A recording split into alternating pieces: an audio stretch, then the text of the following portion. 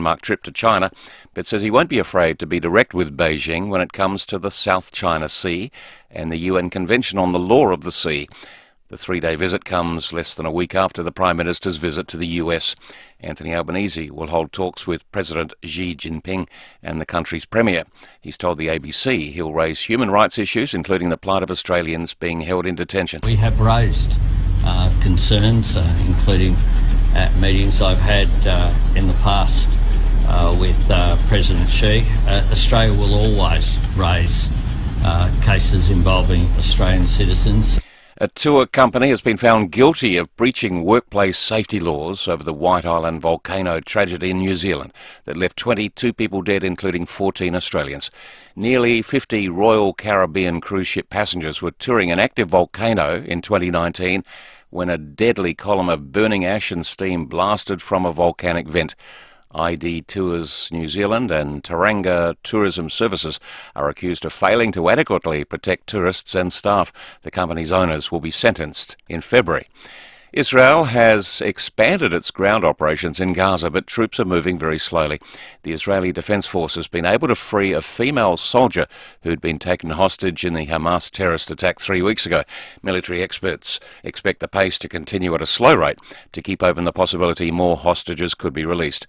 More troops are being sent in, and Israeli Prime Minister Benjamin Netanyahu has rejected calls for a ceasefire. Israel will not agree to a cessation of hostilities with Hamas after the horrific attacks of October 7th. Calls for a ceasefire are calls for Israel to surrender to Hamas, to surrender to terrorism, to surrender to barbarism. That will not happen. The cast of Friends has paid tribute to fellow star Matthew Perry after his death. Jennifer Aniston, Courtney Cox, Lisa Kudrow, Matt LeBlanc and David Schwimmer have released a joint statement saying they're taking time to grieve and process the unfathomable loss. The co-stars say they're devastated at the loss of someone they consider family. Well, the kids are home from school by now, and for many of them, they'll be getting ready for some trick-and-treating. But parents are being urged to be aware of the potential dangers of some Halloween products. Consumer Affairs Minister Andrea Michaels has a couple of examples. In particular, we're warning parents about toys that might have button batteries to make sure that the button battery is secured with a screw so it doesn't pop out and kids can choke on it. They're really dangerous. We know some of those costumes and wigs are flammable, so make sure kids aren't around open flames. Now turning to FIVEAA Sport. Port Adelaide and former Crows star Erin Phillips has announced she'll play her last AFLW game this weekend. In a post on X, formerly Twitter, she says it's been a great adventure and she's loved every minute of it. Hi everyone, just so grateful to be finishing up my career right here at Alberton. I just want to thank everyone for all your support, all of our members and fans that show up every single week. One game to go and I can't wait to see everyone out there this Saturday right here at Alberton Oval, and it'll be an absolute honour to run out in these colours one last time. And Matilda's forward Courtney Vine has been ruled out of tomorrow's Olympic qualifier after suffering a hamstring injury in Australia's match against the Philippines. Now checking FIVEAA traffic. Reducing greenhouse gas emissions in the production of South Australian copper is critical. It's happening now at BHP at Olympic Dam. Afternoon at Smithfield Plains, a crash, Curtis Road near Peachy Road, West Richmond. Another collision there, Marion Road near Richmond Road. And a nasty crash at O'Halloran Hill. It's on the Southern Expressway near Majors Road overpass. Heavy delays heading out of town. Quite busy at the moment, Marion Road and Anzac Highway. Slow going Brighton Road at Glenelg East, with the camera Frederick Road at Grange. Look for the RAA sign at over 400 independent RAA approved repairers across SA. You know you can trust them because RAA do.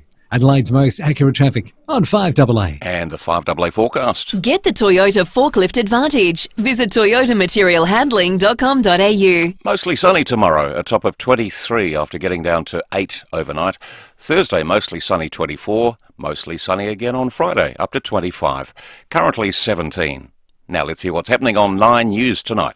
I'm Kate Collins. Tonight, a shark attacks a surfer near Streaky Bay. New child sex charges levelled at an SA basketball volunteer. See the moment a man was rammed by a car while taking on thieves. Footy legend Erin Phillips calls time.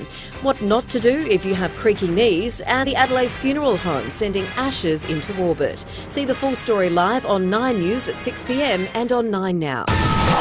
The FIVEAA Sports Show.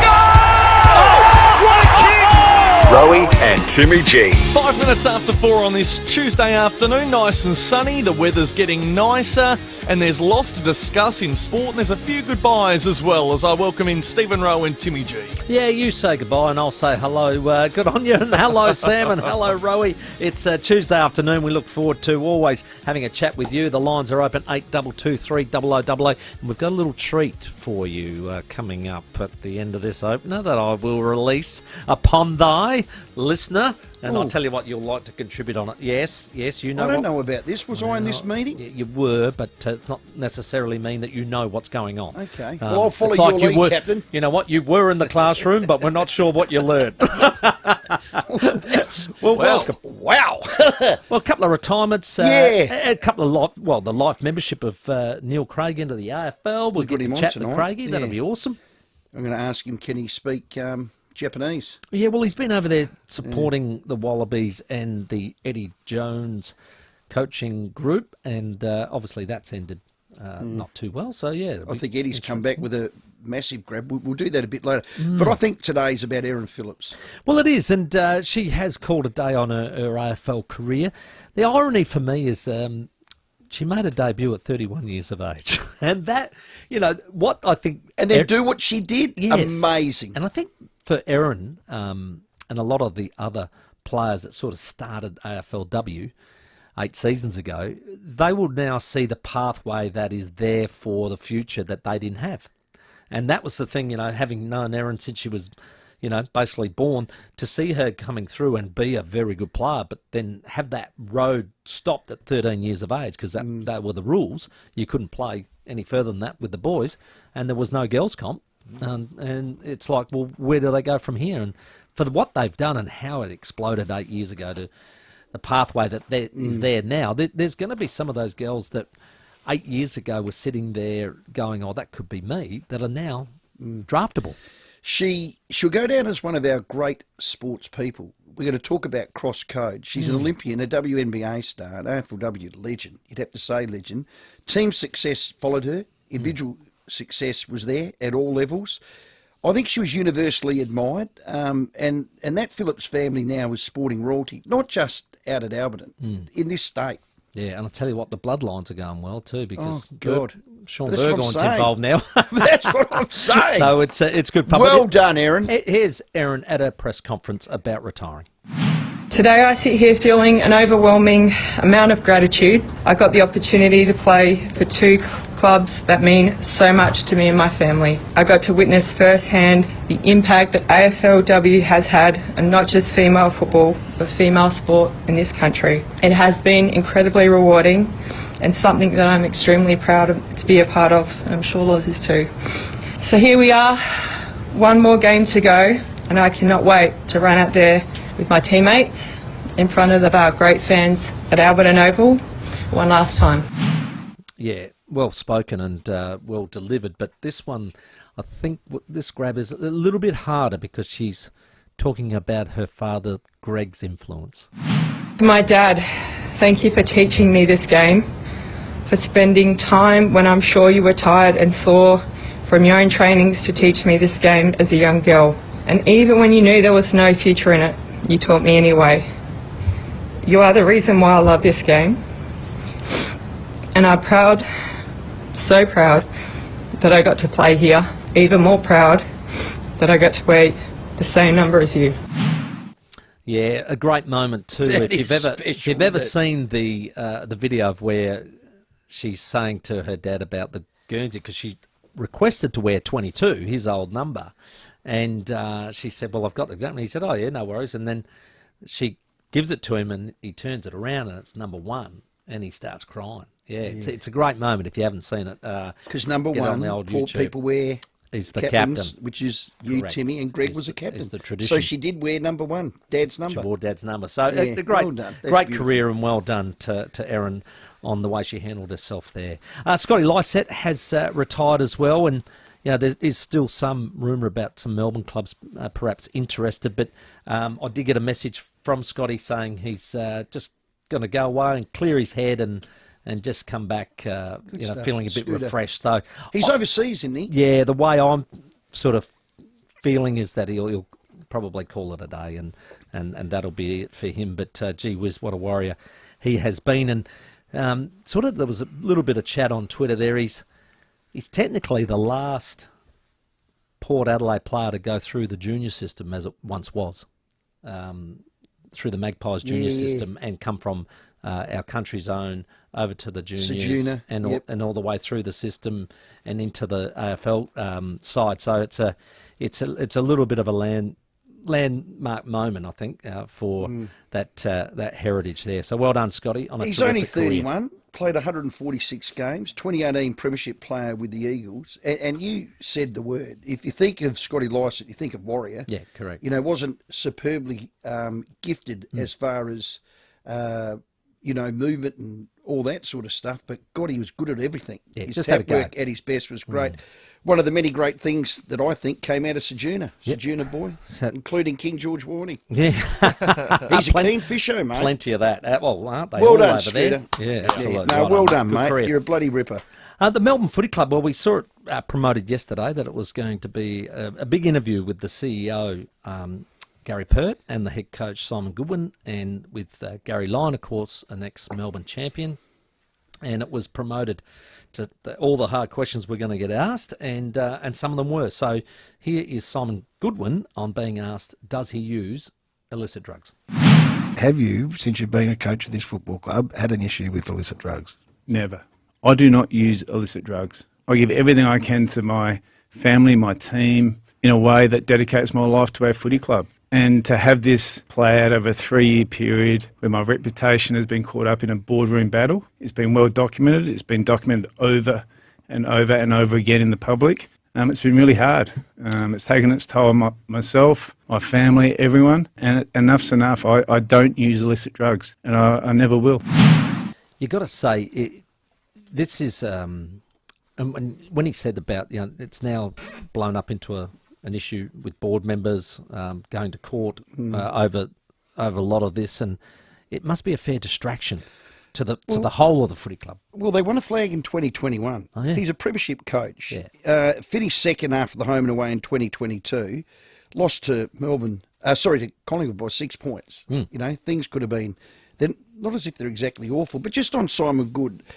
I know him to be a straight up and down man, a man of real substance and real integrity. And now if he said that, well, then I believe him. I do feel sorry that his reputation, I guess, has been wrongly tarnished and his family's been dragged into it and suffered.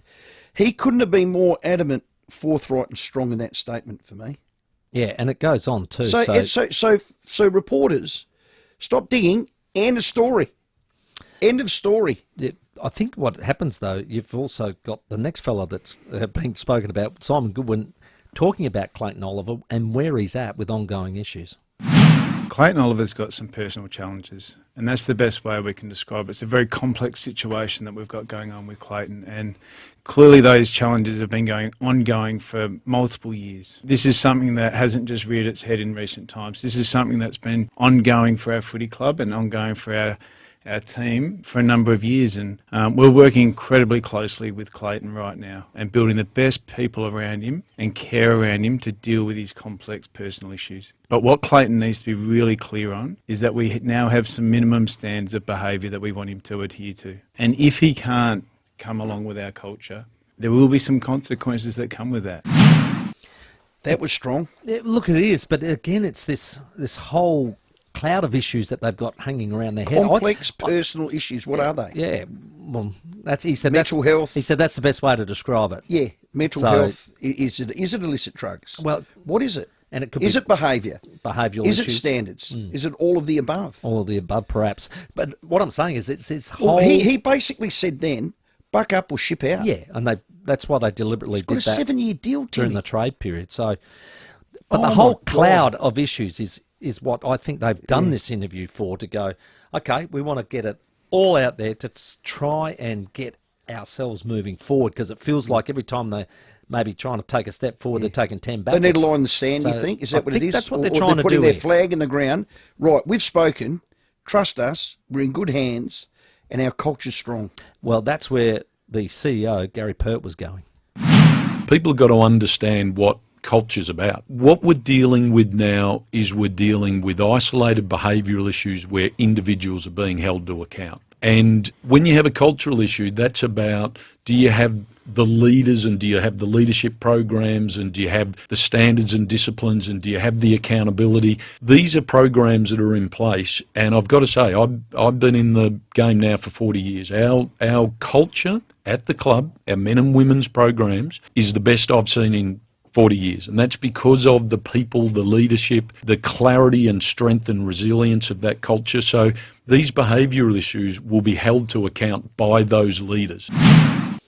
So, I believe him. Right there and then, he's sort of saying, we're dealing with some isolating issues. This is not a whole of club. Yeah, leave it with us. Like I look at Gawn. Wow. Goodwin, I admire. There's another bloke down there that people haven't mentioned, Choco Williams.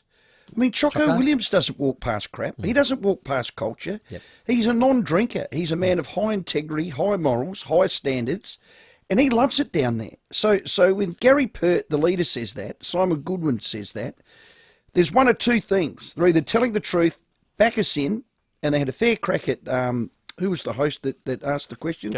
Gary Lyon. They had a fair crack at him. Purdy was really strong at him.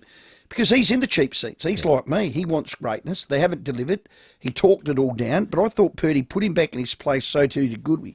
So they're either one of these two things for me. They're con men or they are on the right path and they're in good hands. And I think it's the latter. Top 4 years in a row. Probably you would say maybe would have liked one more in that time. But it's not too late. But it would be akin to the Crows when Brad Crouch and Tyson Stengel got caught with an illicit drug in a cab and they clipped Tyson Stengel and the rest is history there. So did we question the Crows culture? Did we say they're all on it? I mean, I feel for Melbourne. That happened to the Crows how long ago? 2-3 years ago. Yeah, and they're probably going, well, we don't want to lose this talent. That's exactly right. And you know what I hate about Australia? And I'm a little bit like this now, and I don't know how I am. Where there's smoke, there's fire. And I don't know whether that's social media. It's just we've been groomed to, oh, no, that must be true. Oh, if enough people saying it, that must be true. Oh, mate, he's on drugs. He's on... Their culture's crap. Why are we like that as Australians? So let it be written, so let it be done. That's what sometimes is the victim of. We've turned into that, and I'm sadly saying I have as well. I hate that. Yeah, I'm always of the opinion that there's always three sides to a story. So I don't always jump at that first one because you've just been burnt too many times when you do. So what is that? There's their side, our side, and somewhere in the middle is the truth. You got it. Yeah. Not all the time. I don't think two leaders could have been any stronger than that. Yeah. No, and if I'm a Melbourne supporter, I'm not. No. I'd be happy with my leaders and I'd back that in. But like I said, I think this is the moment they want to try and put that line, the flag in the ground and say, right, cut it out. This is where we're at. This is where we're going. And we're on track. So okay, what's your surprise? Yeah, well, it's not a surprise. Better be good. It's not a surprise. You may remember before the footy season started, that we, with our listeners, we invited them along to pick a team of the 70s. I know where you're going. And a team of the 80s. Yes. And it was very good fun. And we enjoyed it. It was. So before this... And in the end, it was pretty easy picked. Because the listeners picked it, not us, the listeners. Before this Australian cricket summer starts... Here we go. I want to pick the Australian 12 of the 70s. Next week, the 80s. Okay. Following week, the 90s. Done. Nice. Yeah, nice. And for the younger folk, the 2000s. I'll even throw that in for you, all right? No worries. And I reckon there's one bloke that might be in a couple of decades. But the minimum you have to have played in that decade is three years. Okay? So you can't have played 1 year in the 70s and you're in. No, you're probably more an 80s person. So Greg Chappell debuted in 1970 versus England. Yeah. Played the whole decade. Yeah. Perfect. So I reckon he's a Monty. Are we doing batsmen, bowlers? How do we do it? So today, we're doing it over Tuesday, Wednesday, Thursday. Okay. Today's batsmen. We want all the Australian batsmen that should be considered up to 5? Be on the side. Oh, they probably you can have up to 6 bats. Depends on how many bowlers we're putting in. Well, wouldn't the 6 we may be throw an all-rounder in? We may. Okay. We may. Well, it's the listeners. Somebody like the great Gary the Gilmore. Somebody like that. There's a name. Gus Gilmore. Gus Gilmore. Willed and willow like an axe. He had something wrong with his lip. Yeah, he might have. But yeah, he was a good bowler. Oh, good swing bowler. Better than Max Walker? Yeah, and Maxie was good. Very good. Better than Dennis Keithley? That's just silly talk. Just So talk a batsman. Well, let's get the ground rules. 822 300 Had to have played at least 3 years in the decade. 3 years in the 70s. Yep. So we need 2 openers. Yep. A first drop. Yep. A number 3, a number 4, and a number 5. 5 minimum. And we may go 6, depending on our lineup. But just let's get the names out there first, and then we'll collate the 3 days together and go, right, that's our 11 plus a 12th man. Okay. All right? Because you can't not have a 12th man. All right. Be the chairman of selectors for our best Aussie Test 11 like of the 70s. $50 Powers voucher as per normal. We want the best batsman of the 70s from Australia. Call in now, 8223 0000. We'll take your submissions. Erin Phillips is going to join us on the show very shortly on the back of her retirement coming this weekend. Neil Craig, as Rowie says, the man for a crisis, is going to join us at 5 o'clock. Daniel Garb to join us. Michael Laminato with the world of Formula 1 to discuss, and time for your calls as well. Get them through 8223 0000, 21 minutes after 4. Rowie and Timmy G on the 5AA Sports Show. It's easy to get behind the wheel of a new Mawson Lakes Volkswagen right now. In fact, it's ridiculously easy. All you need to do is head to the showroom on Salisbury Highway. Check out the range of new and demo Volkswagens on sale now, and then pick your favourite. How easy is that? All stock is ready for immediate delivery, with easy finance options available. And remember our next day servicing. Mawson Lakes Volkswagen, Salisbury Highway, just a short drive from the city.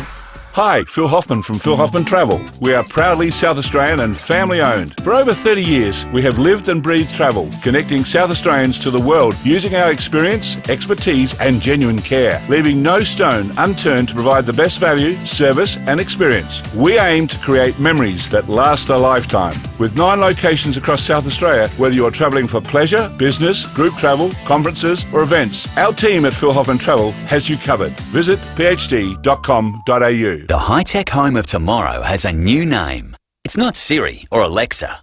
It goes by the name Jim.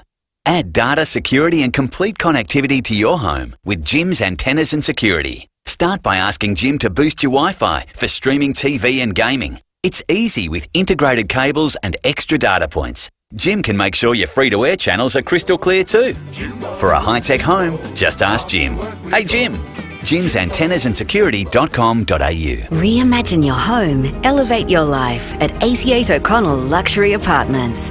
There's 2-bedroom, 2-bathroom apartments now selling from $1.2 million.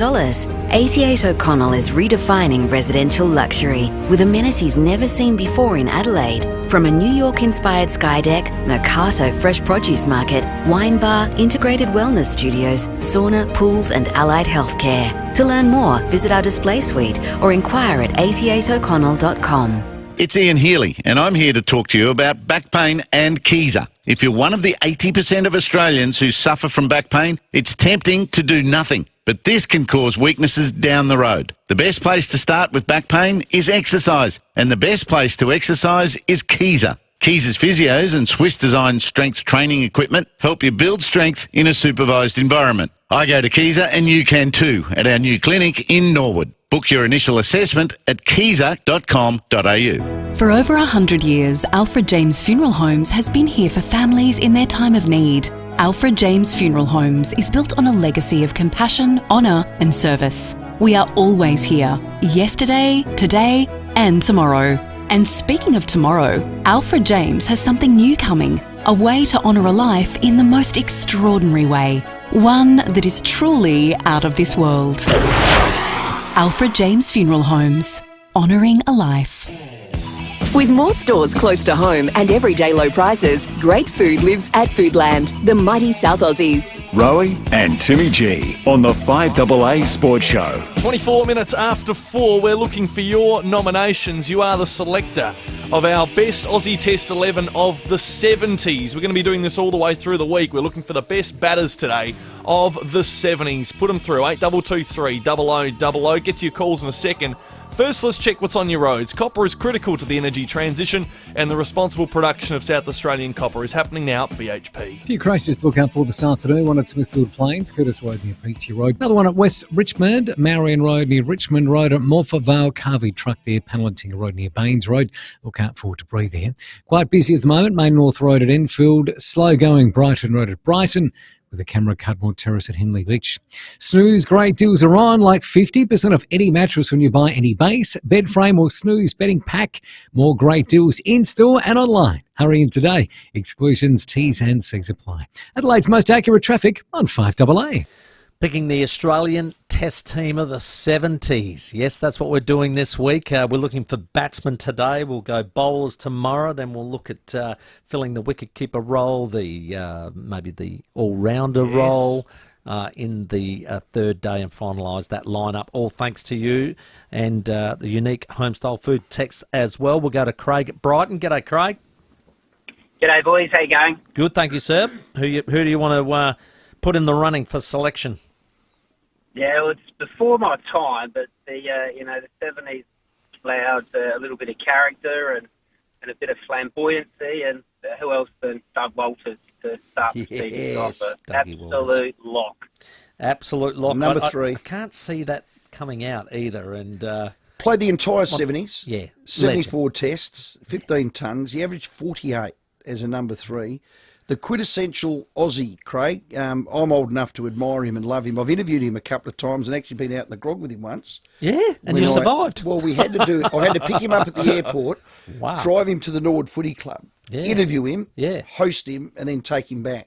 Well done. It wasn't a direct route back to the airport, let me tell you. There was a few gaspers and a few bits and pieces. Legend. But he was an absolute scallywag.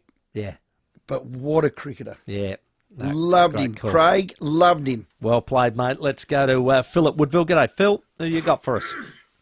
G'day, fellas. I was in the 70s, a young fella, and I was a big fan of Rick McCosker. Yeah, what about... And in the opening position. Yep, great call. And, when he played that centenary test, and Bobby Willis broke his jaw in about 11 places and had the balls come back out again, that was...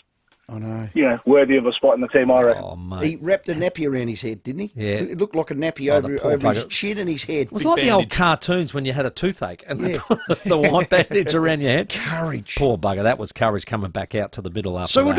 it would be out of Rick McCosker, I think Ian Redpath and Bill Lawry, wouldn't it? But it's our listeners' Well, team. Bill Lawry, I think, retired in 1970. So he really doesn't qualify because he didn't play at least 3 years. So definitely Rick McCosker. That's a great get. Well Good played get. there, Thank Phil. you, Phil. Thank you for Hello, that. Dave. Here you go, guys. I got my first 6. That would be Ian Redpath and Keith Stackpole opening. Oh, Keith Stackpole. Yes, forgot about him. Ian Chappell, number 3. Gregory Stephen Chappell, number 4. Kim Hughes batting at 5, and the absolute legend Dougie Walters coming in at 6 to score a quick ton. Which he used to do. I reckon he's one of the blokes that made 100 in a session, one of the first blokes to do that. Yeah, which. But didn't he mainly play first drop, Dougie? I I know he slipped down the order in the end. He went down the order, but because it was only because bloody Greg Chappell ended up such a good player. Well, exactly. You got to play him 3. Yeah. So that's understandable. But Doug was. I like just, it, Dave. A legend. I don't mind his lined-up. Dave, that is an outstanding front 6. Yeah. This next bloke might have a good one. Ooh. Hello, Johnny boy. Hello, boys. Greg Chappell is as good Australian batsman I've ever seen. Even Ricky Ponting stand out by miles. Yep. But forgetting Steve Smith because he's still playing now. But Greg Chappell, Ian Chappell, Paul Sheehan and Doug Walters to the 70s. And I'll do some research overnight. Yeah, Paul Sheehan used to field in the covers, didn't he? That's Mike Keane's cousin. Yeah, right. Didn't know that. Well, there you go. He's like a cat, they reckon. I can't remember a lot of Paul Sheehan. He didn't play a lot, but he was a good fielder. Very good fielder. I reckon he was. Yeah, but this is batsman. Yeah. Well, that's right. He's got a bat as well. So the great Dougie Walters, though. He debuted in 1967, retired in 74, 31 tests, 200s. There you go. I don't reckon he's going to make it. Not making it? All right, he's out. Well, is he in front of Ian Chappell? Well, No, of course not. What's our... Hang This on, is Stephen, the selection shush. process. Yeah. Yep. That's exactly right. That's right. It's the listeners' nominations, and what you nominate, we'll put forward. Correct. Exactly right. Put your selectors' caps on right now. Keep them coming, 8223 0000, because we want more to add to the pool as we pick our 70s team of the decade for our Australian Test 11 we're building. It's 4:30. Get to the headlines. Aaron Phillips, retiring today, is going to join us next. The 5AA Sports Show with Rowie and Timmy G.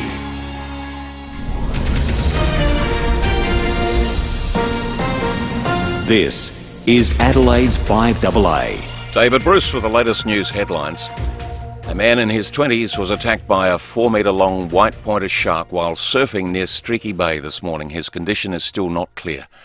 As the Middle East conflict intensifies, Australians in Lebanon are being urged to leave as soon as possible. The federal government is being urged to tax vaping products in the same way as tobacco to raise billions of dollars in revenue. And Matilda's captain Sam Kerr has just missed out on being crowned the best women's footballer in the world. She was runner-up. Now checking 5AA traffic. Reducing greenhouse gas emissions in the production of South Australian copper is critical. It's happening now at BHP at Olympic Dam. A few crashes to look out for this afternoon. One at Smithfield Plains, Curtis Road near Peachy Road. Another one at West Richmond, Marion Road near Richmond Road. At Morpher Vale, Carvey Truck there, Palantinga Road near Baines Road. Look out for debris there. Quite busy at the moment. Main North Road at Enfield. Slow going Brighton Road at Brighton, with a camera Cudmore Terrace at Henley Beach. Snooze great deals are on, like 50% off any mattress when you buy any base, bed frame or Snooze bedding pack. More great deals in-store and online. Hurry in today. Exclusions, T's and C's apply. Adelaide's most accurate traffic on 5AA. And the 5AA forecast. Get the Toyota Forklift Advantage. Visit toyotamaterialhandling.com.au. Mostly sunny tomorrow, a top of 23, and a little bit warmer the day after that. Currently, it's 18. More news as it happens on 5AA. 5AA Breakfast. The federal government is today launching the Be the Teacher campaign, a $10 million hiring drive to end teacher shortages. Passionate teachers are a breed of human being that I admire. Informing Adelaide. This is why I reckon the AEU is so out of step. Because if you listen to the AEU, you would think that teaching is the most harrowing and unbearable job on earth. Yep. I know people have changed jobs to become teachers and gone, geez, I wish I did this earlier. Yeah. 6 a.m. weekdays on 5AA. I like to call it a passion. I can be sitting relaxing. I'm spending this holiday locked in. Back then, wasn't worried about me though. In the gym, trying to work on my free throw. What's poppin'? Brand new whip, just hopped in. The new Kia Seltos. That's what's poppin'. And yeah, it's got options. The new Kia Seltos. The word is out. Brand new whip, just hopped in. Kia. Movement that inspires. Hi, Bronte Manuel from Toop and Toop. There's a lot of speculation about the state of the Adelaide property market, from people coming out of favourable fixed-rate loans to the rising costs of building a home. Now more than ever, you need an agent with genuine experience who knows what it takes to navigate more turbulent times. With a history spanning almost 40 years and a team that has been through the highs and lows of the Adelaide real estate market, Toop and Toop knows what it takes to maximise your results in any selling conditions. Go to toop.com.au to find out more. Let New Zealand take your breath away on an exclusive 17-day getaway with Holiday Wonders Mitcham. Fly direct from Adelaide with Air New Zealand and experience the best of what the North and South Islands have to offer, with meals, accommodation and so much more included, and more highlights than any comparable New Zealand trips. Right now, it's our best value ever. Save up to $980 per couple. Call now or visit holidaywonders.com.au. Holiday Wonders, Belair Road, Mitcham. Breaking a windscreen, look, it's not sexy, it's unexciting and simply not fun. Can also be costly. At Complete Windscreens, we get it. All you want is same-day service at the best price and quality guaranteed. For near 50 years, this SA-owned and operated autoglass company has serviced your needs. Whether it's tinting, chip repair, calibration, supply and fit or glass cutting, we are there for you. 220 Main North Road Prospect, the big red koala out the front, completewindscreens.com.au. What is Luba House? Simple. Luba House turns your outdoor area into a stunning entertainment space with an opening and closing roof. With rain sensors, you'll keep winter out. And when you need to, you can let the light in, so you can be outdoors and entertain all year round. Best of all, they're manufactured right here in SA with options like LED lighting. But you be the judge. Find out more with a free design, measure and quote. See the light with FIVEAA House. FIVEAAhouse.com.au. With more stores close to home and everyday low prices, great food lives at Foodland, the mighty South Aussies. Rowie and Timmy G on the 5AA Sports Show.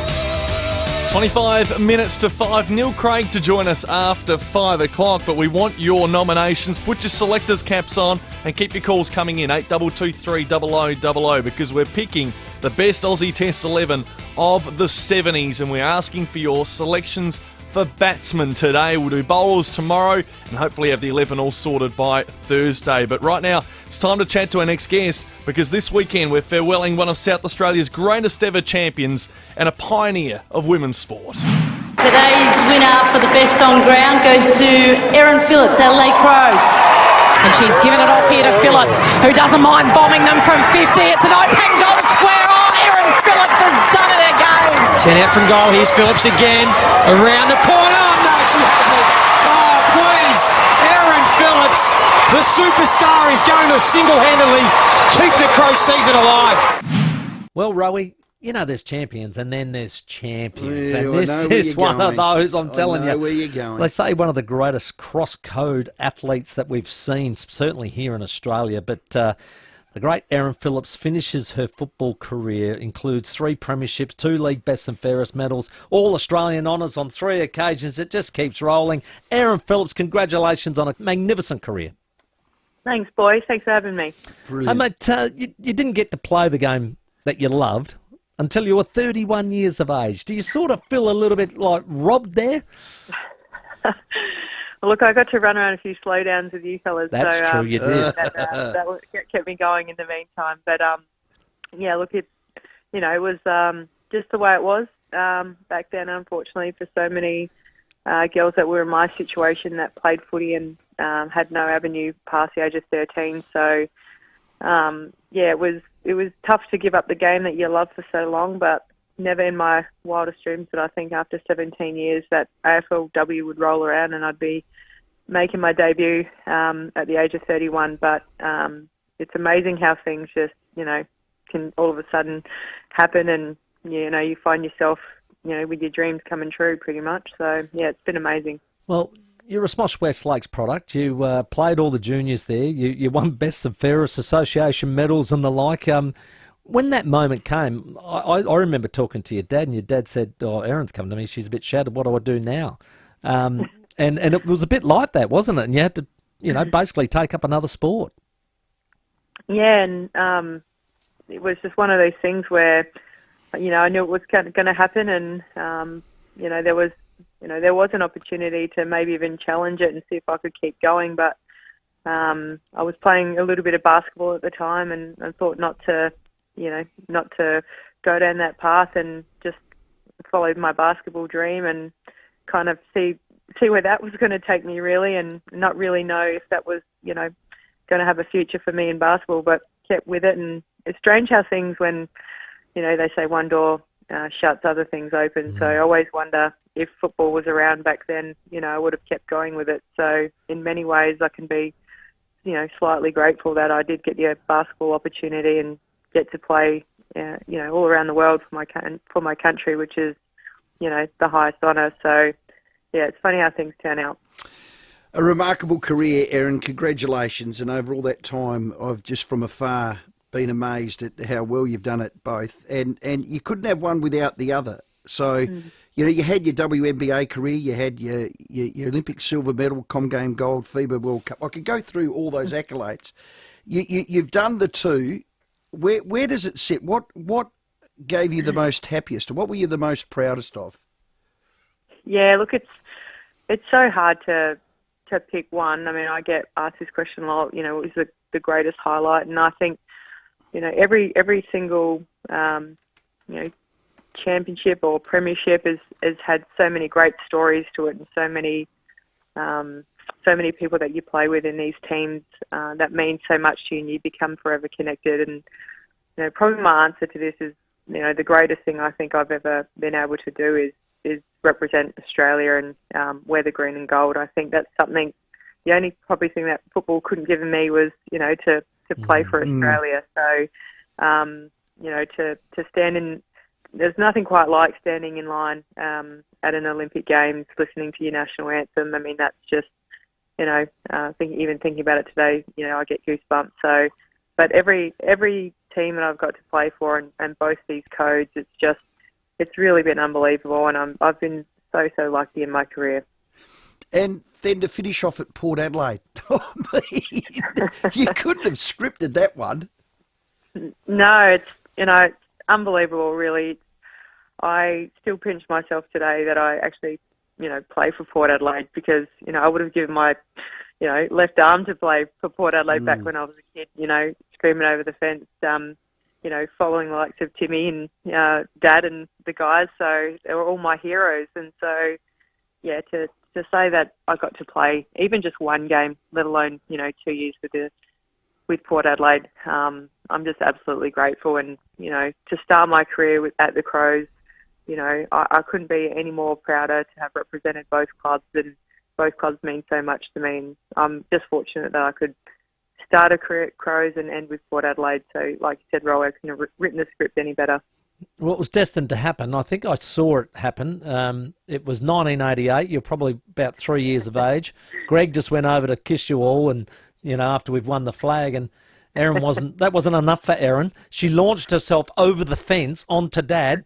And next thing, we're doing a lap of honour, and Coochie's got her on her shoulders and running around. And that was the start of it. It's the first time you ever see a child do the lap of honour with the winning team.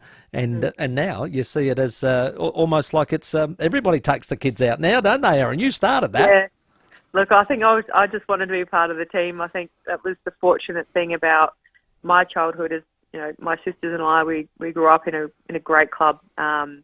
And we were able to experience, absolute highs of winning premierships with Dad. So, and when Dad comes over to me at the fence when I was little, he knew I was launching myself at him, because I want to be a part of that lap of honour. Don't worry about that.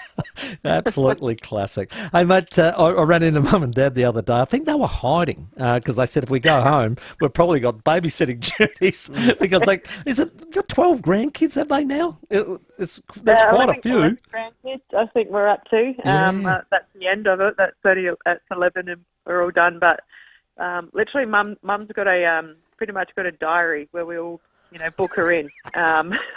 Oh, wow. It's unbelievable. We got all that to look forward to, You never stop being a parent, that's what they say. It's very true, yeah. I can remember popping over on that Sunday a few weeks ago, and it was packed. There was kids everywhere. It was amazing. What now? What's next, Erin? Yeah, look, to be honest, I'm not 100% sure, and I've been really fortunate to be able to kind of experience a few things, whether it be coaching and potentially media, all these things that I've been able to have a go at. And the main thing that I want right now is just a break, just a rest to reset and step back away from it all and figure out kind of what's next. I've been in an elite environment now for 22 years, and I think the biggest thing for me and most important is I do take some time out and just figure out what is next. And the hardest part is always going to be, and I knew it was always going to be, what's next and finding something that I love doing more than playing football, which is not much, from a career point of view. But look, I'll take some time and no doubt, make a few decisions in the next few weeks. But I'm just looking forward to Saturday, our last game and our last game of the season at Alberton, which is really fitting. I don't think footy and basketball is going to define you somehow, Erin. There's special stuff to come. Are you going to wear number 22 for the last time this week? Will you go on? Go on.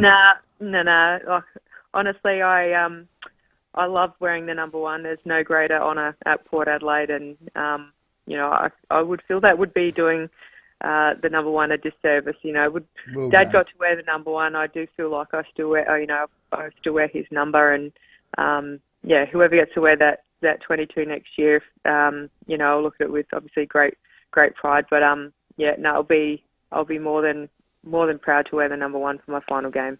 Well, Aaron, anything you job. touch, you're a champion at, and it's been a pleasure seeing you grow up and become the person you are today, mate. So congratulations on a magnificent career, and we look forward to what the future brings now. No, thanks so much, guys, and just everything for following my sporting career. You know, Timmy, obviously, you know me since I was born pretty much, so I just really appreciate everything you guys have done and following my journey. So thank you so much. Well done, mate. Absolute champion. Was Aaron easy. Phillips. It was a pleasure. Aaron Phillips, what a star. Outstanding. And Sharon celebrating a career with us, 8223 0000. What a champion she's been over 2 decades now. Multiple sports, cross-code champ. Erin Phillips, well done. Get down to Alberton Oval this Saturday and make sure you support her in what is going to be an amazing farewell for her. 66 games, 3 premierships, 2 league best and fairest. Quite amazing and a trailblazer for women's sport. Let's check your traffic. Copper is critical to the energy transition, and the responsible production of SA Copper is happening now at BHP. Crash at Smithfield Plains to look out for. Curtis Road near Peachy Road. West Richmond, another collision there. Marion Road near Richmond Road. While in the city, a crash West Terrace near Curry Streets. More from Vala Carvey truck there. Palantinga Road near Baines Road. Fair bit of debris on the road there, so take it nice and easy. And look out for cameras. Phillip Highway, Elizabeth, and Trimmer Parade at Season. Make it look easy this spring racing carnival with Sportsbet's Same Race Multi. Add more horses and get bigger odds. Same Race Multi with Sportsbet. Conditions apply. Chances are you're about to lose. Adelaide's most accurate traffic on 5AA. The 5AA Sports Show, Rowie and Timmy G. Catch Crows and Power AFLW games live all season on 5AA. Thanks to Exis. For all the industrial cleaning jobs that you don't want to do, get Exis Group, EXIIS. Copper is critical to the energy transition, including the manufacture of electric cars, wind turbines and solar panels. The need for responsibly produced South Australian copper is clear. It's happening now at BHP. Visit bhp.com/critical. Did you know that after his passing, music legend David Bowie requested a direct cremation with no service or celebration or family in attendance? For a farewell without all the fanfare, talk to simplicityfunerals.com.au. Whether a hobby or a full-blown dairy and livestock farm, they all have one thing in common: the need for good quality steel to keep livestock safe and secure. At Norm Metals, we have just that. From rural fencing and gates to droppers, loading ramps and more, you'll find what you need for your farm. And if we don't, we'll source it for you quickly and at the best price. No matter what kind of farm you have, we'll help you out. At Norm Metals, 255 Grand Junction Road, Ottaway. Ladies and gentlemen, boys and girls, start your engines and buckle up for a dose of extreme racing like Adelaide has never seen. It's the first ever Adelaide Jamboree. Get your motors running, don't worry. Witness Adelaide's fastest sport compact drag racing cars battle it out at the Garrett Adelaide Jamboree. Now, they got a huge lineup of high-octane racing brackets guaranteed to entertain. I went to the Centenary Jamboree. Oh, yeah? The old Scouts. Enjoy that? This is going to be different. This is different, but it's not all about drag racing. Bring the kids to enjoy free rides, entertainment, and check out the over 80 show cars in Shannon's Show and Shine competition, plus burnout car demos, Trader Rally, and much, much, much more. The Garrett Adelaide Jamboree, Saturday, that's this Saturday, November 4th at Dragway at the Bend. Drag racing is back. It was massive a couple of weeks ago, 20-odd thousand out there. So don't miss out. For event info, tickets, visit jamboree.com.au. You'd be surprised how much you can reduce, reuse and recycle in a day. The milk bottle from your morning cereal, the foil lid on your yogurt from lunch, your broken phone that's gathering dust, right down to composting those veggie scraps at dinner. From morning, noon to night, pause and take the time to think about what you're throwing away. Recycling. What goes around, comes around. Explore more recycling ideas or how to get involved at nationalrecyclingweek.com.au. The 2023 Multicultural Festival is on Sunday the 12th of November in Victoria Square, Tundanyanga, Adelaide. Brought to you by the State Government, this festival celebrates South Australia's diverse community and cultural harmony. Come along and try a new international cuisine, learn a cultural dance, watch amazing performances, or get creative with traditional arts and crafts. A day for the whole family. Entry is free too. Gates open at 11 a.m. Find out more at multicultural.sa.gov.au. Reducing greenhouse gas emissions in the production of copper is critical, and why BHP has committed to solar, wind and battery agreements to help power our copper mine at Olympic Dam, South Australia. Visit bhp.com/critical. With more stores close to home and everyday low prices, great food lives at Foodland, the mighty South Aussies. Rowie and Timmy G on the 5AA Sports Show. 10 to 5, Neil Craig after 5 o'clock. We want your calls, 8223 0000. The best Aussie Test 11 of the 70s. We're asking for your selections of batsmen, the best of the 70s. We'll get them in just a moment. And a bit of news that's just come through on the Herald Sun. The AFL is planning to release the 2024 fixture in a fortnight on November 16th. Hooray, up to round 15. Yeah, I think, what they do sometimes, back before pre-COVID, what they used to do was sort of give the clubs a bit of a peekaboo at a draft.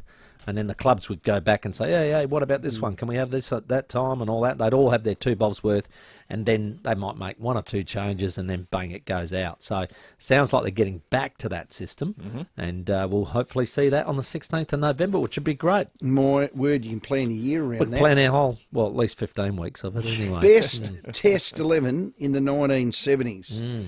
We've had McCosker, Chapel times 2, a lot of Dougie Walters named. Yep. We want the first 5. We might even put an Stackpole all-rounder in there. Keepy Stackpole. Ian 8 Redpath. 223 What is the starting 5 for the 70s? Hello, Brett.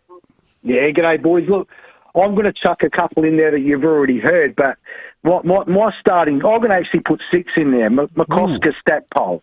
Right. Graham Yallop at 3. Yes. Yallop. Well, he averaged 41. Yeah. Tell you what, he took a bloody blinder on the boundary line once too. Graham Yallop, he's a great batter, great batsman. Yallop at 3. I'd have Greg Chappell at 4, Ian at 5. Okay. I'd have David Hooks at 6.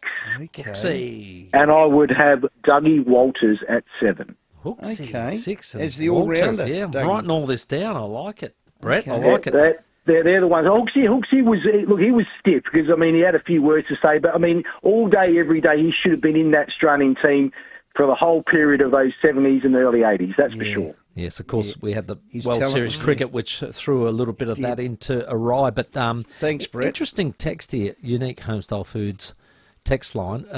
Walters averaged 22 in 18 tests in England, but he averaged 92 against the West Indies. Bit of an anomaly there, says Pete. That's unusual. He also said, P.S. Kim Hughes averaged 37 in Test cricket, but he can't be in. That's interesting as well. No. Well, see, the problem with Dougie, he'd drink 3 cartons of beer on his way there. Then it took him 3 weeks to sober up. Yeah. Well, occasionally he To liked England. a little tipple. Gee, Kerry O'Keefe tells some brilliant stories about the days with Rod Marsh and Doug Walters. He tells a story about Adelaide. He reckons that he wasn't a select. What would you say? He wasn't a certainty in the side. Yep. And so he thought, I'd better put my head down, and got a big test here in Adelaide. That's where a spinner gets his chance, and I might, be able to take a few wickets. And he reckons he walked into the hotel room and he was trying to walk out without those two seeing him, and they said, Skull, where you going? And he said, I just thought I'd go for a walk. All right. And they said, we got a tour of the brewery. he goes, no. They said, come on, we'll just go there. We'll have 1 or 2 and then something to eat, and then we'll come home. He said, well, long story short, 4 a.m, drunk as 100. Reckons he went out to field and he was hoping he wouldn't come on for a while. I think somebody got hurt. Might have been Jeff Thompson got hurt. Then they threw the ball to him, and it hit him in the chest and just dropped on the ground because he didn't see it coming. And then he bowled. He said he doesn't know how it happened, but he ended up taking 4 wickets. But he said, I had to stay away from Marshall Walters. They were no good for me. But ring up and tell us about some of your memories of these great champions as well. The 70s. Do you remember Ian Chappell? He was quite a... what would you say? He was an Surly? agitator at times. Surly? Yeah, and he was having a bit of trouble with the establishment, if you like. And one day he wanted to, back in the old days when you wore a cricket box, you used to have those straps that went around your like your a legs. jock strap. Yeah, like a jock strap that went around your And legs. then you just stuck it in there, didn't you? You put and the box was in the middle. So he actually, in the middle of Adelaide Oval, dropped his pants and readjusted it because it was uncomfortable and the rest of it. Well, he got a massive talking to as he went off for a drinks break. He went back out and deliberately did it again. Yeah, good on him. See, that's what you call a scallywag. See, I thought you wore jocks, then you had the jock strap, and then you put the box between the jock strap and the jocks. Yeah, I think it depended on what. Well, you didn't want, because it used to be communal. You used to get out, take the box out, throw it in the thing, and someone else would pick it up and put it down their pants. Unfortunately, that was a primary school thing. Yeah, back in my day, even high school. Yeah, my dad said, "Mate, don't go getting your lariat in that." You know. Well, let's go up. You dumped that. Wow. Yeah. Did you dump that? Nothing below the belt, Stephen. Let's go up to We're Paracombe. talking cricket. Talk Kathy. G'day, Kathy. How you going, Tim? Good, mate. One name I haven't mentioned is Barry Curtin in his day. Could play, but Barry had and I know Barry well, but I think Barry, he had a problem with perhaps a little on the discipline side. That might have probably the best way to describe it, Kath. Is that fair? I just had to bring it in. Thanks, Kath. Must be a if you didn't, he would have. Yeah. 20 games for South Australia, but never got past that. Do you know, No, that's okay. True story, he made 100 against the West Indies here playing for South Australia. It was one of their tour matches. Garner, Roberts, Holding made 100. And, and they live off that. Well, they reckon he was on the verge of playing for Australia, and then Good on him. he went to play county cricket and came over about 18 months later. So He's the rooster that calls the crows the fruit tingles, isn't he? he's the same bloke. Yeah, He's the same bloke. He's got a bit of you about him. He's a troublemaker. Before we go to the 5 o'clock news, we got Neil Passmore-Craig afterwards, so don't miss I'm looking forward to that. My ex-coach, looking forward to it. He has been working with Eddie Jones for about 3 or 4 or 5 months. He's been in France. He's to come back. Eddie Jones has quit his 5-year deal with the Wallabies just 10 months in. We spoke about it a bit yesterday. He actually has spoken today for the first time about it. Have a listen. The only thing that's probably disappointing me is the media trying to create a situation where they're trying to make out I haven't been committed to the job. Let's be completely honest. I've got no job to go to. I've got no job offer. So it's not always clear cut, is it? You hear two sides of the story. That's Eddie's.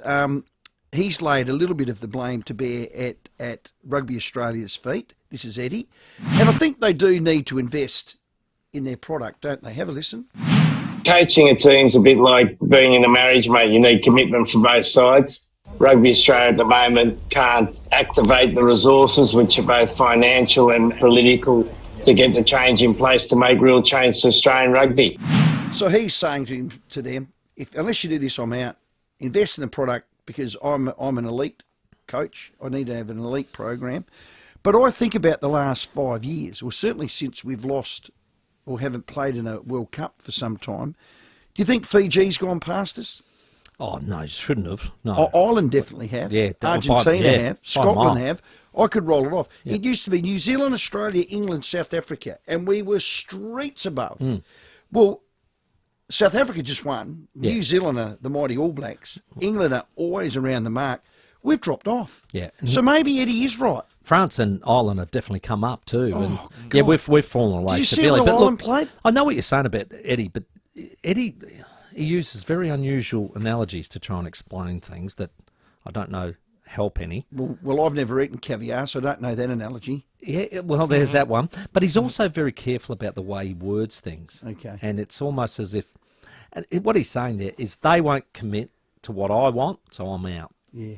That's what I got out of it. But I think if he ends up at Japan, that's it. You put a line through his name. Because where there's smoke, there was fire. Okay, We'll find speak out. to Craigie about it. We'll find out a little bit more from Neil Craig, who's going to join us after 5 o'clock news. Rowie and Timmy G on the 5AA Sports Show. He's Adelaide's own expert of finance and he's chairman of the Power. David Kosh chats with David and Will each week on 5AA Breakfast. Koshy, do you ask the state government for a please explain it all about the $15 million that the Crows have been given for their new headquarters? No, well, the Premier, who is a good portman, has, I think, made it public right from the very start. But You can't cancel his membership? No. Catch Koshy each week on 5AA Breakfast. Send invoices, pay bills, send appointment reminders. Want to streamline your business management tools? Thrive helps you manage communications, payments, schedules and more, all in one place. Search Thrive, THRYV, today. What is Louver House? Simple. Louver House turns your outdoor area into a stunning entertainment space with an opening and closing roof. With rain sensors, you'll keep winter out. And when you need to, you can let the light in, so you can be outdoors and entertain all year round. Best of all, they're manufactured right here in SA with options like LED lighting. But you be the judge. Find out more with a free design, measure and quote. See the light with Louver House. louverhouse.com.au. Online, on DAB Digital Radio and on 1395 AM. Talking Adelaide. This is Adelaide's 5AA.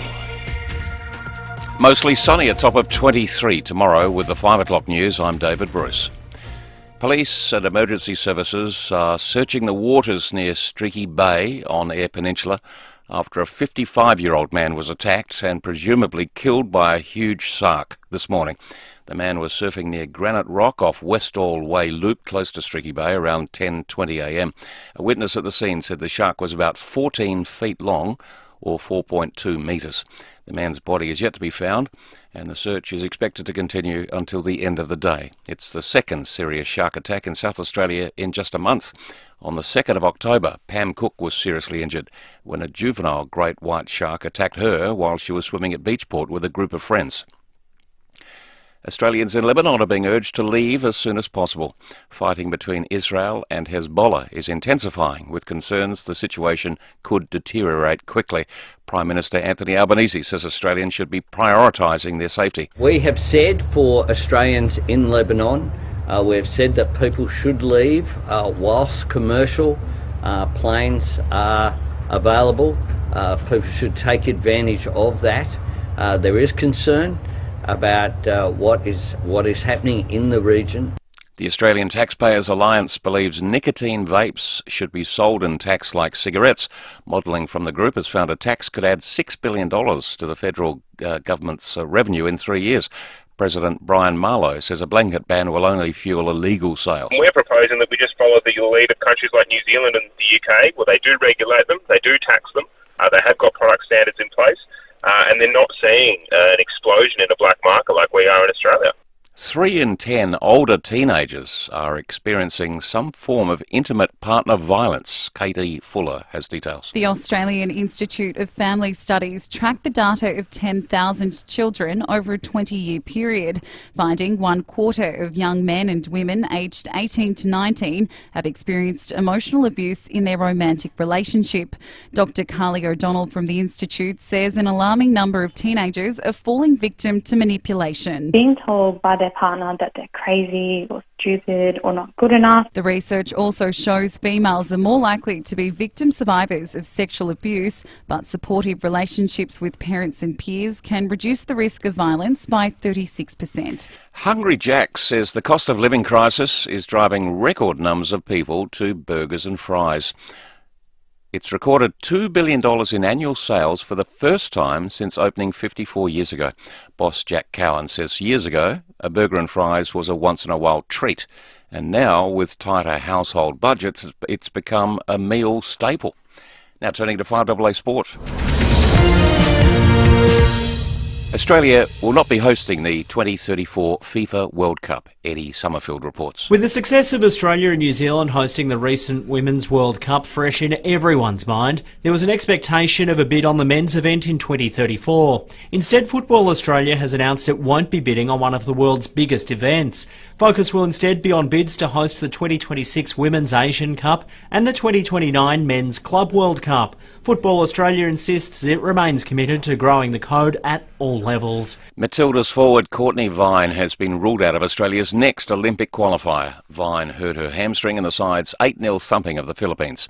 Emily Van Egmond and Ellie Carpenter have also departed the team to return to their respective clubs overseas. The Matildas take on Chinese Taipei tomorrow night. Now checking 5AA traffic. Reducing greenhouse gas emissions in the production of South Australian copper is critical. It's happening now at BHP at Olympic Dam. Right, more for Val. Look out for a car v truck, Penalatinga Road near Baines Road. Got a bit of debris on the road here. Salisbury North, a crash, Main North Road near Frost Road, and at Melrose Park, a manhole has caved in on South Road just before Dawes Road. You're heading outbound. Pretty slow around there at the moment. Quite busy at the moment. Brighton Road at Brighton with a camera at Jetty Road at Larks Bay.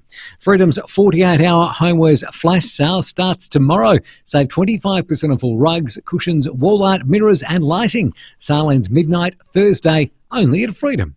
Adelaide's most accurate traffic on 5AA. To the 5AA forecast now. Get the Toyota Forklift Advantage. Visit toyotamaterialhandling.com.au. Mostly sunny tomorrow, 23 the top after getting down to 8 overnight. Thursday, mostly sunny, 24, and mostly sunny on Friday, up to 25. Currently 17. Now let's hear what's happening on 9 News tonight. I'm Kate Collins. Tonight, a shark attacks a surfer near Streaky Bay. New child sex charges levelled at an SA basketball volunteer. See the moment a man was rammed by a car while taking on thieves. Footy legend Aaron Phillips calls time. What not to do if you have creaky knees. And the Adelaide Funeral Home sending ashes into orbit. See the full story live on 9 News at 6 p.m. and on 9 Now. The high-tech home of tomorrow has a new name. It's not Siri or Alexa. It goes by the name Jim. Add data, security and complete connectivity to your home with Jim's antennas and security. Ask Jim how security cameras and motion sensors can give you peace of mind. And keep an eye on your house, yard, cars and sheds. Jim can do top brand 4-camera systems from just $1,595. For a high-tech home, just ask Jim. Hey Jim. jimsantennasandSecurity.com.au. Experience a taste of Fiji on board Fiji Airways before you arrive at your destination. From the South Pacific-inspired cuisine, complimentary meals, beverages and entertainment, to the warm, friendly flight attendants who'll make you feel right at home, where you're relaxed in an instant, like you've stepped inside your own home. Welcome to a place where culture reaches you at 30,000 feet.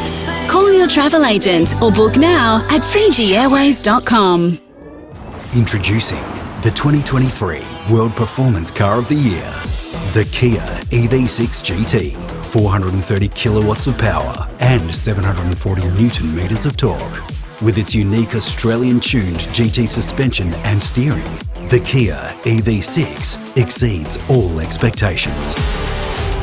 The Kia EV6 GT, the most powerful Kia ever built. Kia, movement that inspires. Hi, I'm Steve Wormald from Walco Liners and Covers out at Paraka. We're a manufacturing business. So far as advertising, we've done a few things. Print, magazines, a couple of spots on TV, but we'd never done radio. Contacted 5AA and were teed up with James Wellham and thought we'd give it a go. Very much James's pitch was that quite distinct from a radio show with music.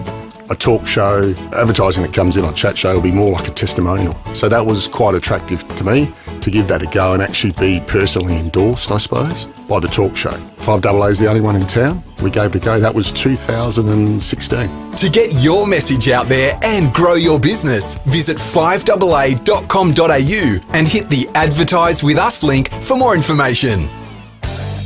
With more stores close to home and everyday low prices, great food lives at Foodland, the mighty South Aussies. Rowie and Timmy G on the 5AA Sports Show. 8 minutes after 5 on this Tuesday evening. Coming up on the show this hour, we'll speak to Daniel Garb. Why Australia and New Zealand have opted out of their bid to host the FIFA World Cup in 2034. Some new developments this afternoon. Michael Laminato to talk about all things in the world of Formula One. And we're talking cricket in the 70s on the show this afternoon. 8223 0000. We want you to be our chairman of selectors as we select the best Aussie Test 11 of the 70s. So give us your batsmen. That's what we're discussing today. The best batsman of the 70s. Send yours in. 8223 0000. Well, Neil Craig was awarded the Neil Danaher Lifetime Achievement Award and AFL Life Membership. An incredible contribution to our great game. He joins us now. Craigie, welcome and congratulations. No, thanks, Rowie, for that. And you know, it's good to have a chat to both yourself and Tim. So, been looking forward to it. This is more than just longevity, this award and life membership. What are you most proud of in that journey, Craigie? I think, well, probably, you know, as the title of the award, Rowie, it's sort of like the longevity of it. You know, that to be able to stay involved in well, in this case, in terms of the AFL, for over a long period of time. So when I probably first started with the Adelaide Football Club in Malcolm Blight's time, and probably still to a certain extent, was doing some work with the Gold Coast Suns, up until the start of this year. So, it's been a long period of time. And then, of course, you've got your SANFL involvement as well. So I think, just the fact that you've been able to stay in it and still be able to, people still think that you've got a contribution to make, in a certain area. And the only reason you can do that, Rowie, of course, and Tim, is because of the enjoyment factor that you get out of it as well. So it's a two-way process. So the game of AFL and Australian football has been absolutely fantastic to me. So it's once again it's been fantastic to me by giving me this award. It's me taking again rather than giving back. So. Oh, you gave, Craig. Don't worry about that. You're a perfectionist, I thought, a driver of standards, a trailblazer in a lot of ways. In that journey, is there anything missing? No, and I've always sort of I've always tried to have the philosophy, really, of don't be left wondering. I actually did I had a chat. Malcolm Ashwood from Norwood last night. In actual fact, he's doing a podcast. Yeah, and he came up about. We started talking about the couple of prelim finals. When we were with the Adelaide Football Club. 05-06. Yeah, and if but could have whatever. But at the end of the day, providing you do everything that you possibly can, and even when you do that, when you reflect, you make some errors of judgment and so forth. But you still, with the information that you had at the time, you sort of say, I gave it my best shot. And so that's sort of the way I have gone about it. And when the time comes, that's the way I want to leave it as well. That what you see is what you got, and there's been no regrets. And whatever the good, bad, or the ugly, that's what it is. People can make a judgment call on it. No, well done. Your coaching journey for me, I mean, I had you for 5 years, albeit intimately, the start of the Crows, so I got to know and love you through that. But you're defined by that 05-06 prelim season. You finished top. Sydney couldn't beat you, but you couldn't beat the Eagles, and Sydney and them split those flags in 05 and 06. I know you flogged us, and I know you demanded the absolute best, and if there's one gift you could give yourself was to be fit and fitter than the opposition. Is there any part of that you would change in 05 or 06? No. I thought in 05, Rowie, when we played West Coast over in Perth, that we just weren't quite up to it, even though we'd sort of had a reasonably consistent year, a really good consistent year in 2005. We just, when it comes to the best playing the best, we just weren't quite there. I thought in 2006, I thought there was the one that got away. Yeah, the one at home, lost by 10. Yeah. I think we had a pretty good lead at halftime, 4 or 5 goals at halftime, and yet got beaten. So. And I thought, on reflection on that day, we were good enough, but we just weren't good enough on the day to get the job done. So, that's where you do have the reflection, but that's what you got, so you go with it. Hey, Craig, I'm going to float back to your playing career. It's quite exceptional. 126 games with Norwood, 134 with Sturt. You finished at North for 60 games as well. Just phenomenal. Couple of flags in there as well. You played under different styles of coaches and the like to obviously have the influence on your career. And I remember when you were in coaching Adelaide, and I was doing the level 2 coaching course, and you spoke to the group, and I remember you saying, I played at Norwood, I played at Sturt, I played at North. What would be the problem there? And the room went silent. And I put my hand up and said, you don't have a home. It was almost as if the room went, oh, and you went, no, that's exactly right. And you went on to talk about how when Norwood invited you back to coach in 91, that's when you knew it was your home. Norwood's his home. And do you remember that? And does that still play out today? No, that still plays out today, mate. And it was, I'm one for, looking for different experiences in different environments, and and sometimes you can be criticised by where you went from Norwood to Sturt to North and whatever, and there was a stimulation with that in different environments, different coaches, different cultures, and so forth.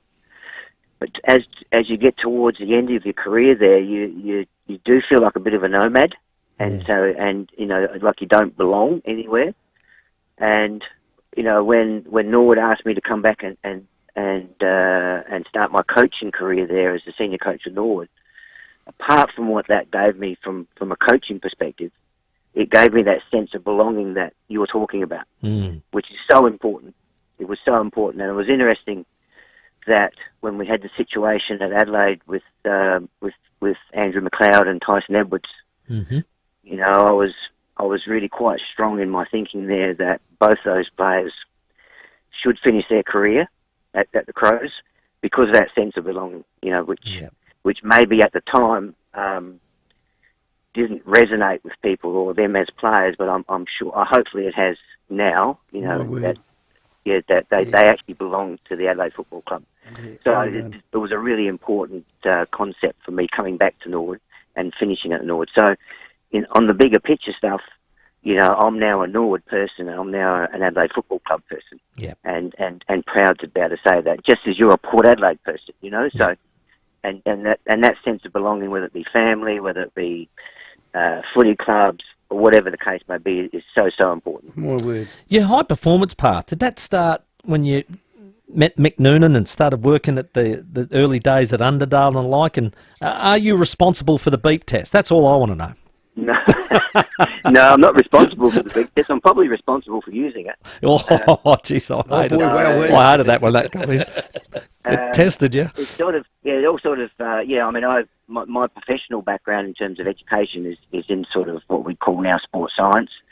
And so back in those days, it was would have been in the early 80s. The Institute of Sport, which Mick Noonan played a big part of that, becoming the first sports institute in Australia. And when I started there, I was, I think, the first full-time sports scientist, and a guy called Charlie Walsh was the first full-time coach. And so that's just by chance, really. And how lucky was I to, be able to get to work with a Charlie Walsh. And so that's how that sort of unfolded, Tim. So for a long period of time, up until probably, 90, well, probably in actual fact, 2000, the year 2000. So nearly 15 odd years at the Sports Institute. That was my full-time job, working with a whole range of sports, but in particular, it got to, travelling the world with Charlie Walsh and the track cycling team. So, and that in itself was a great professional development and a learning experience. In actual fact, a lot of my beliefs in terms of high performance sport and philosophy is very much moulded on Charlie Walsh. So I'm a bit of a clone there. Yeah, you are. My word, you are. Have you got a doctorate in physiology? I've got what they call not a doctorate. You can actually study for a doctorate, but you can also be given a doctorate, of recognition. So through Flinders University, I've got that in terms of, I forget exactly what they call it. Yeah. So now, good recognition. Craigie, as you've gotten older, you're less pig-headed. I mean, you'd still have left Massey on Franklin in that final. Do you like that one? You bet you forgot about that one. Yeah, no, that's true. I mean, that's one you reflect on, and you take that one, Rowie, absolutely. So, but sometimes, it can be a pig-headed or a stubbornness or hold your ground can be a really important trait in coaching. But you just need a balance in it, of course, because you could go the other way and chop and change every minute, or every week. And so there is a balance in all that. But probably in general, over my journey with some of the best coaches that I've been exposed to and work with, there is a doggedness about them. Yes, there is. But they also, the best ones will seek an opinion and go away and think about it, and then they'll make their decision. So, if I had my time again, one thing I would do is I would have someone like, for example, an Alan Stewart, who I had at Adelaide, but I would use Alan to a much greater extent than I did in terms of just some counsel, someone to challenge my thinking, someone just to pull you into gear and just realign, what you're doing. Because as a head coach, because of the nature of the job, you can sometimes lose, sight of the bigger picture and some of your clarity of thinking. So I think that's such an important role now because of the nature of head coaching. Yeah, well, you've basically turned into that, Craigie. I've affectionately dubbed you the man for a crisis over here. You had stints at Melbourne and Essendon and Carlton and Gold Coast and now Eddie Jones. You are that exact person. You are that sounding board. What in God's name happened with the Wallabies, Craigie? Yeah, well, I mean, it's a complicated situation, Rowie. I mean, it's like anything in coaching and high performance sport. There's never one answer to it. Certainly, rugby in Australia, rugby union in particular, is nowhere near at the level that it used to be, and it used to be a really high profile sport. The system that's involved at the moment, without going into all the details, one, because I don't necessarily know all the nuances of the details, because it's not part of what I need to know, but in compared to some of the nations like France, Ireland, the All Blacks, New Zealand, and South Africa, there's probably a slightly different system involved where it's set up to feed the national team. So, and I know Australian Rugby are looking at doing something along those lines, but that takes a bit of time for that. Yeah. Certainly we took a very young, inexperienced Test rugby team to the World Cup. There's been some criticism of that in terms of selection, but, at the end of the day, that's one of the roles that the head coach and Eddie Jones, he makes that decision. And I say, to his credit, he showed courage to select a team probably for the future, rather than just the present. Some people would be critical of that, but anyway, in the end of the day, it's probably what Eddie's decided to do. I personally found them a great bunch of guys to work with, in terms of the challenge of a workload and wanting to get better. They just need some more time, right? And some really good coaching, both at clubland and also at the national level. Okay. And just at the moment, I guess the way it's unfolded is that both Eddie and Australian Rugby have decided that it's not the best way to go forward as a partnership for both parties, and it's important that both parties are comfortable. No matter whether it be rugby, whether it be AFL. And that was one of the great things that I experienced in Adelaide, is that there was a really strong alignment, both from the board down to, the football department and particularly the head coach, myself, which I didn't realise how good that was at the time. But when you go to other environments, you start to realise, gee, how lucky was I at the Adelaide Football Club to have that alignment and that support. And it's not unconditional support, but it's strong support, particularly when things go a bit AWOL. So it's in some ways it'll be a bit of a watershed and a good opportunity for change to happen. So even though it's been disappointing for a lot of people. Yeah. Can you speak Japanese, Craigie? No, I can't speak. Arigato is about all I can say Japanese. So it'll be interesting to see where Eddie ends up. I'm not sure what he'll do. I mean, obviously he's half Japanese anyway. So, but he's been fantastic to me. The time I've spent, but with him both in time when he was coaching England and also even just this year for the Wallabies. Okay. In terms of professional development, guys, I mean, it's been just enormous for me, and got paid to do it. So well done. What if the Crows rung you now? Would you go back? Could you go back? Oh, I mean, Crows is the club. As I said to you, Rowie, it's my connection with AFL. So even though I've worked at other clubs, you do have that sense of connection.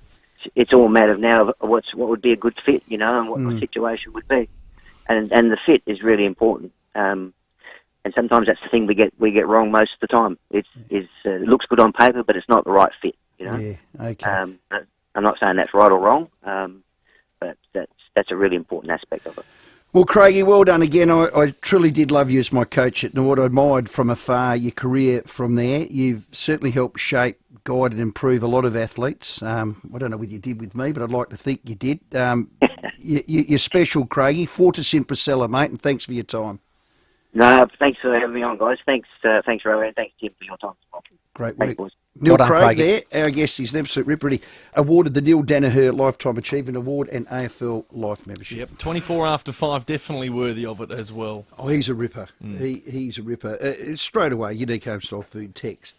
Can you ask Neil Knucklehead Craig where he got the idea of putting roe in Lycra?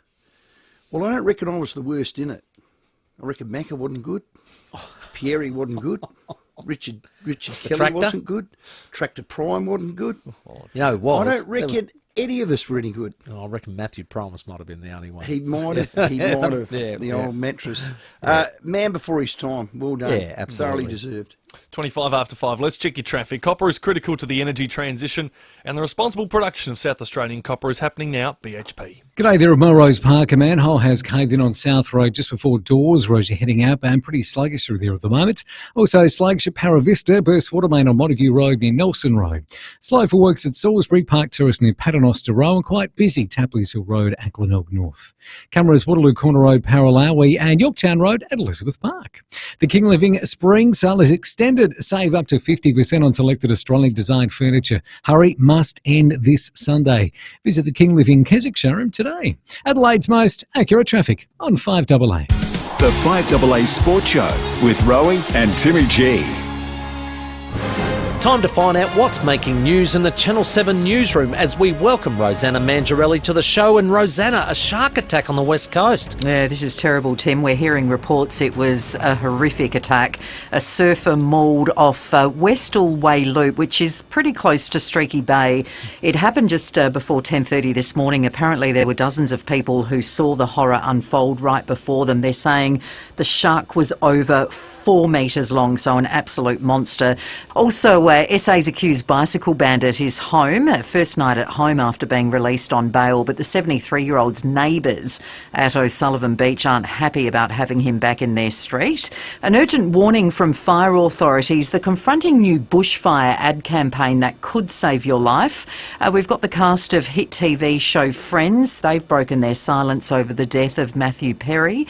Plus superstar Erin Phillips has called time on her career, of course, why she's hanging up the boots and what's next for her. All that and much more tonight in the news at 6. Thanks, Rosanna, and all the team at Channel 7. There's only one choice, 7 News tonight at 6. New Zealand. Spectacular, safe and friendly. The perfect destination for a magical getaway. Right now, Holiday Wonders Mitcham have an exclusive 17-day fully inclusive package. It's our best deal ever. Save up to $980 per couple. Fly direct from Adelaide with Air New Zealand, touring North and South Islands with meals, accommodation and so much included, with more highlights than any comparable New Zealand holiday. Call now or visit holidaywonders.com.au. Holiday Wonders, Belair Road, Mitcham. What is Luba House? Simple. Luba House turns your outdoor area into a stunning entertainment space with an opening and closing roof. With rain sensors, you'll keep winter out. And when you need to, you can let the light in, so you can be outdoors and entertain all year round. Best of all, they're manufactured right here in SA with options like LED lighting. But you be the judge. Find out more with a free design, measure and quote. See the light with Luba House. luvahouse.com.au. The high-tech home of tomorrow has a new name. It's not Siri or Alexa. It goes by the name Jim. Add data, security and complete connectivity to your home with Jim's antennas and security. Start by asking Jim to boost your Wi-Fi for streaming TV and gaming. It's easy with integrated cables and extra data points. Jim can make sure your free-to-air channels are crystal clear too. For a high-tech home, just ask Jim. Hey Jim. Jim's antennas and security.com.au. The 2023 Multicultural Festival is on Sunday the 12th of November in Victoria Square, Tundanyanga, Adelaide. Brought to you by the State Government, this festival celebrates South Australia's diverse community and cultural harmony. Come along and try a new international cuisine, learn a cultural dance, watch amazing performances or get creative with traditional arts and crafts. A day for the whole family. Entry is free too. Gates open at 11 a.m. Find out more at multicultural.sa.gov.au. Business notifications out of hand? Thrive Command Centre keeps your customer emails, texts and social messages all in one place, so you never miss a message.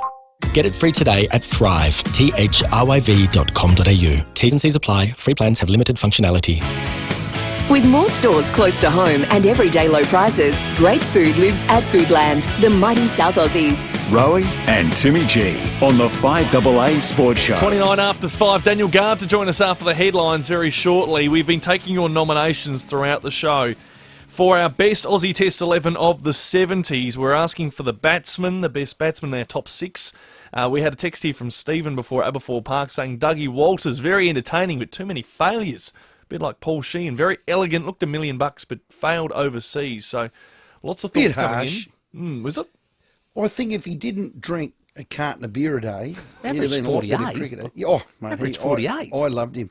It looks like it's Redpath, McCosker, G Chapel, I Chapel, Walters and Hooks. Yeah, but it's not our team. Well, it's not our team. It's That's the right. listeners' team. 822 300 I had one come in, said, this is Jimmy from Williston, Ian Redpath, Stacky, Ian Gregg. He put Kim Hughes in, which we had a text saying not in. Doug Walters, Rob Marsh, and then he's gone on to the bowlers, which we're not mentioning No, bowlers, we'll we're do just that doing later. batsmen. Yeah, so... I reckon the batsmen pick themselves. Keep the calls coming in. We do love that. Unique Homestyle Food text. How bloody brilliant is Craigie? Hartley sleeve, no BS. What a man, what a coach, legend. Thanks for the interview, boys, from Rob. Agree. It's great to get him. Yeah, outstanding. And just before we go to the headlines as well, this one from Mick saying the Crows' new Thebarton training facility should be the Erin Phillips Centre, and she should be the first female statue at Adelaide Oval. 8223 0000. Keep your thoughts coming in on all things sport. We'll take a break. Daniel Garb next. The 5AA Sports Show. Rowie and Timmy G.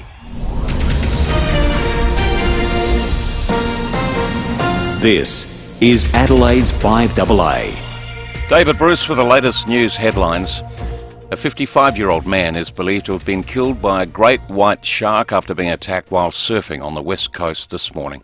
Anthony Albanese says he won't be afraid to be direct with China on important issues when he flies to Beijing next week. It's Halloween, which means tribes of children hitting the streets for trick-or-treating this afternoon and tonight. And Australia has abandoned its bid to host the 2034 FIFA World Cup. Now checking 5AA traffic. Reducing greenhouse gas emissions in the production of South Australian copper is critical. It's happening now at BHP at Olympic Dam. G'day there at Melrose Park. A manhole has caved in on South Road just before Dawes Road. You're heading outbound, pretty sluggish through there at the moment. Also sluggish at Paravista, burst water main on Montague Road near Nelson Road.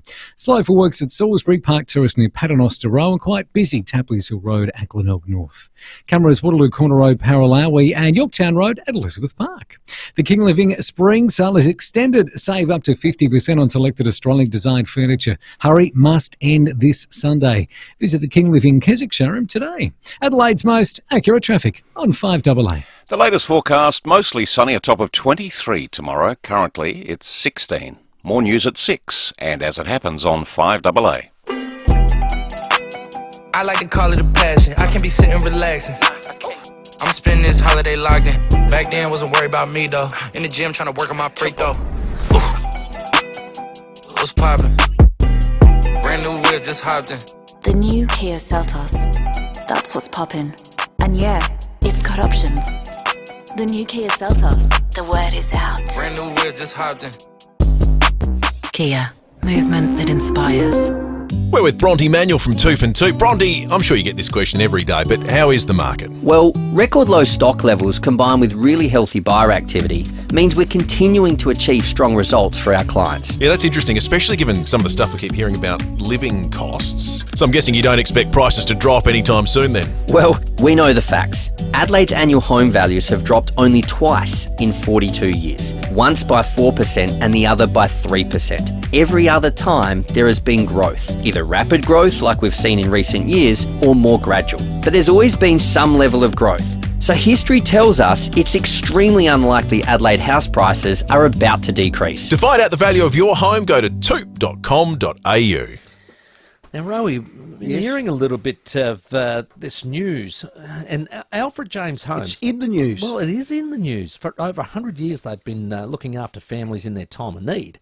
Now, Alfred James Funeral Homes is built on a legacy of compassion, honour and service. Now, they're always here, yesterday, today and tomorrow, but they've got some interesting things happening.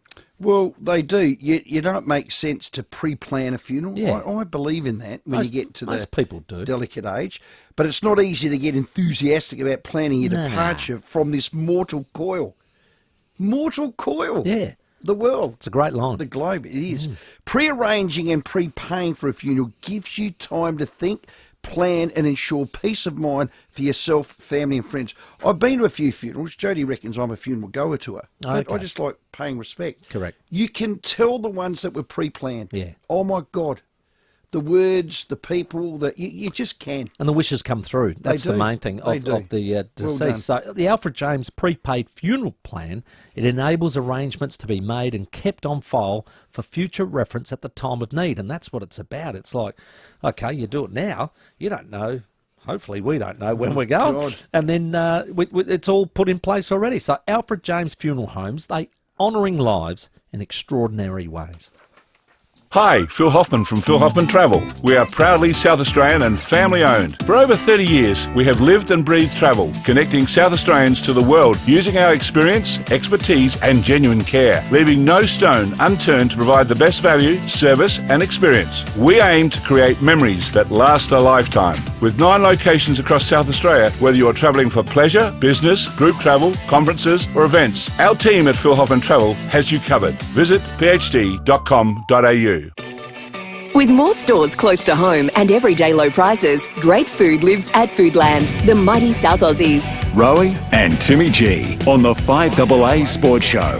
24 minutes to 6, 8223 0000 is the number to call in. $50 Powers voucher. We're looking for the best Aussie Test 11 bats of the 1970s. I'll tell you what, when you want to know about the world game, you got to go to the experts. Yes. And this man is the expert. Yes. Daniel Garb, he joins us now. G'day, Garby. Thanks for your time.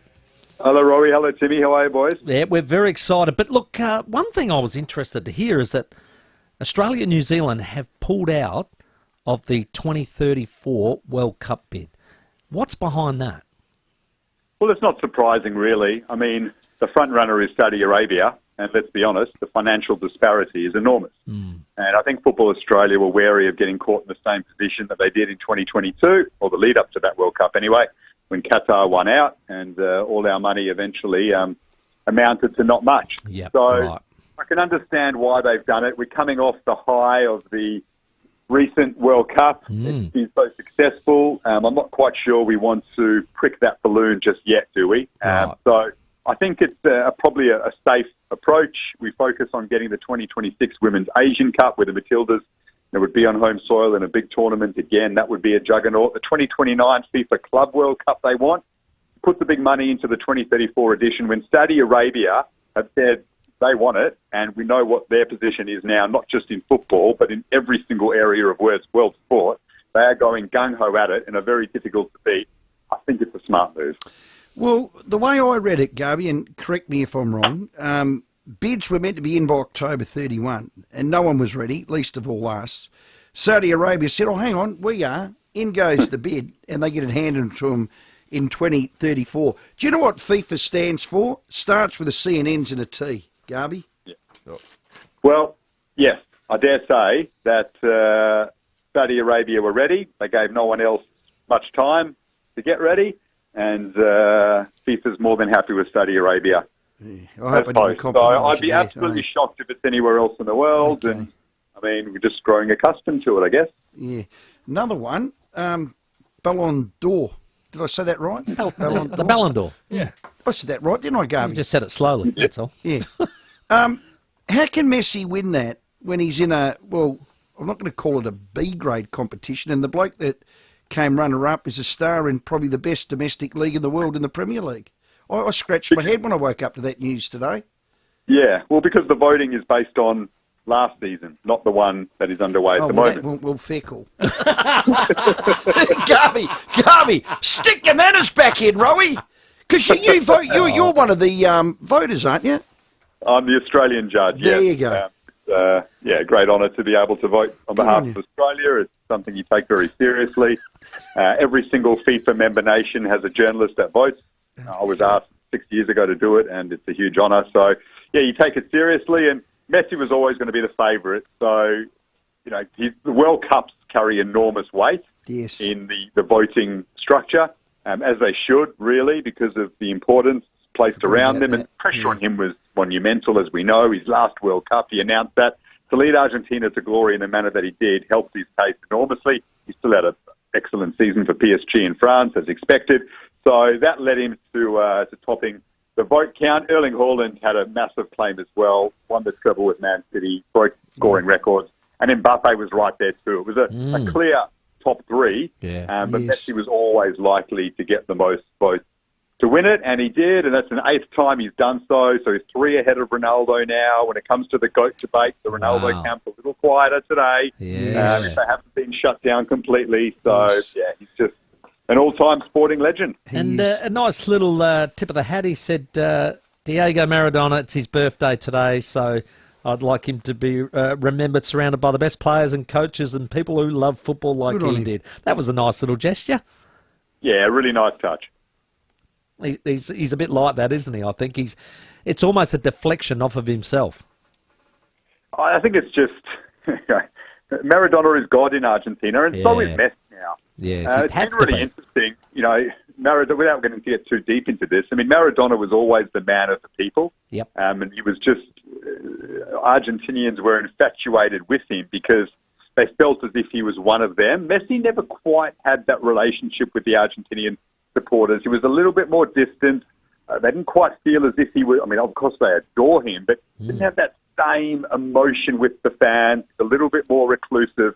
But this World Cup changed all of that. Now that he's won it for them, his real emotion and passion and his ability to deliver for them on the world stage came through in Maradona style, then it's completely changed his relationship with the fans as well, and he's right at that level now too. Well, let's hope he doesn't go down the Maradona path, but the old Lee won't. sniffy, cokey. Sam Kerr, 3rd in 21-22, 2nd in 23. So I think next year she could win it, Garby. Yeah, I guess the shame is that the home World Cup offered her, in everyone's minds, the chance to finally win it. Now, that's not what she plays for, of course, but we all thought, another cracking season with Chelsea, won so much, scored so many times.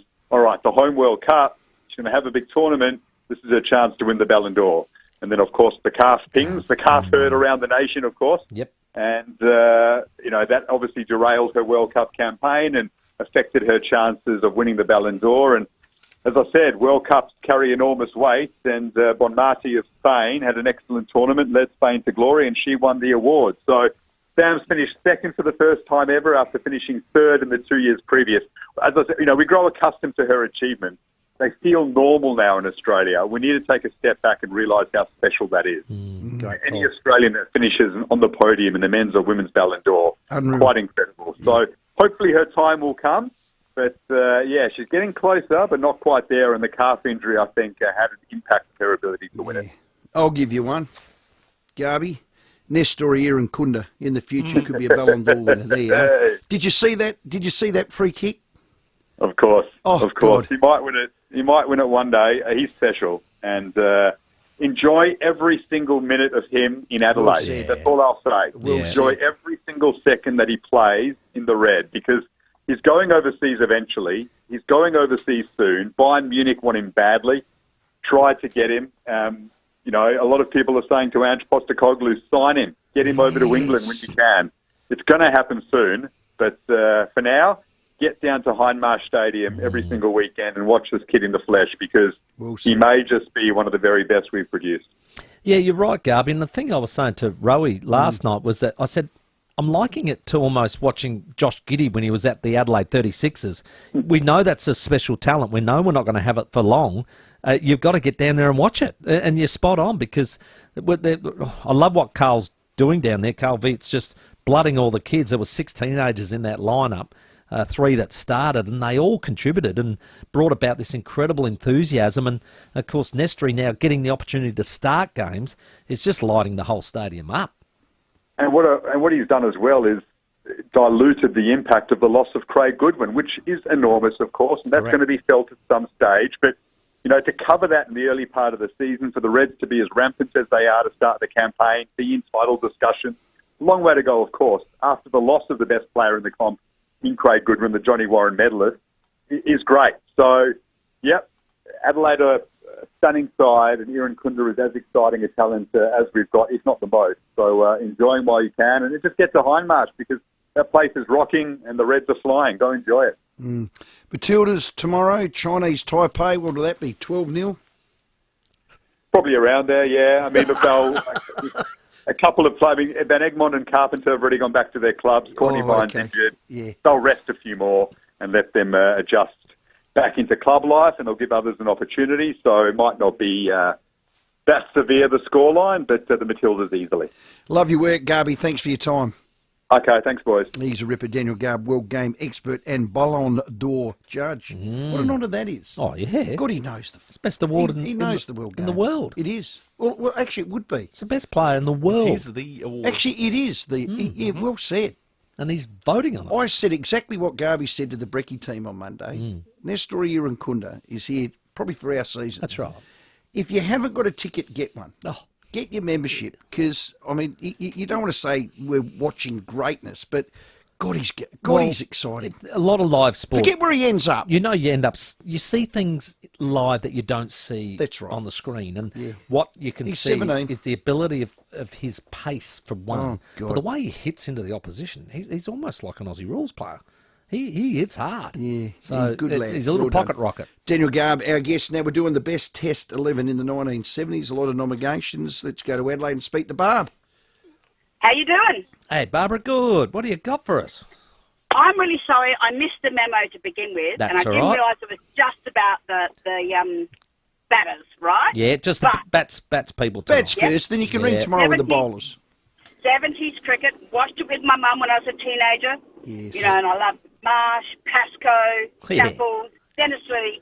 Put my 2 cents worth in. Sorry I missed the memo, but I've got to say that's where I got my love of moustaches.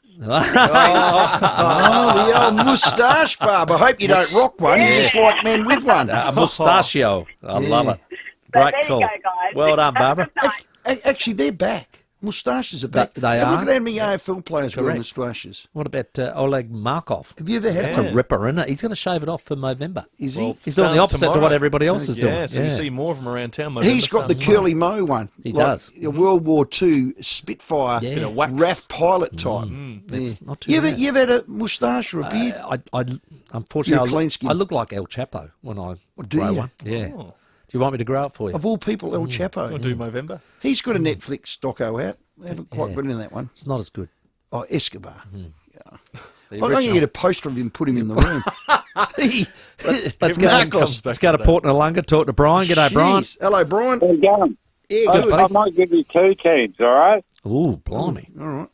Only after So the we've got batsman. Ian That's all right. Redpath, Greg Chappell, Yep. Ian Davis, Oh, Alan Ian Turner, Davis. Tim Hughes, and Gary Cozier. Ian Davis. Was that Alan And Turner, I then- heard? And then what happened at the end of the 70s, Kerry Packer took over. He Then did. you got another team, Kim Hughes, Andrew Hilditch, Rick Darling, Graham Yellop, Dave Whitmore, and Alan Border. Yeah, Hilditch, you're right. Gee whiz. Unreal. Actually, you've Good done your names there. What about homework. some of those names? Now Gary Yallop, of Cozier, course. was he born in South Africa? Gary Cozier was a South Australian originally. Oh, was he? Yeah. And then he went up to Queensland. Okay. Yes, he was Must a bit be of a thinking character, wrong. Gary No, he was Cozier. born in Victoria. Gary Cozier. Yeah. He played. Was played he an foot- all-rounder? Played. Nah, not really. No, bowler. No, he's a Batsman. Opening batsman. All right, just Google. He Yeah. played 18 tests, 200s. Well, that's Yeah. not exactly riveting. No, he wouldn't make the team. Averaged at 28. No. Maybe Brian didn't do his homework. Well, Still gave us a Gary whole bunch of Cozier. extra just names. giving us Well, names. well, that's it. It's not our team. I've No, got to that's keep. right. It's not our Yeah. team. It's the listeners' Correct. team. And the So thing get about that, interactive. it is about that World Series cricket. The big blow up, and then 77. and then the team that had to come in. It was the likes of Digger Hilditch and Yallop and that had to carry the new weight around. So it was a different era for sure, and a tough one for those guys. And a young fella who came into the lineup called Alan Border. Yeah. Who ended up Did doing too. all right. He did all right. He had a Did fantastic very well, career. AB. I think he might make the 80s team. Oh, God. Maybe. Because we will pick the captain as well. Pencil him in. Yeah. 11 minutes to 6. We'll keep taking your nominations and your selections after the break. Let's check your traffic. Copper is critical to the energy transition, and the responsible production of SA copper is happening now at BHP. Got a crash of Prospect to look out for at the moment. Regency Road near Churchill Road. Melrose Park. Manhole is caved in on South Road just before Dawes Road as you're heading outbound. And Paravista burst water main on Montague Road near Nelson Road. Slow going at the moment. South Road at Edwardstown. Quite busy main North Road at Enfield with a camera trim operated at Seaton.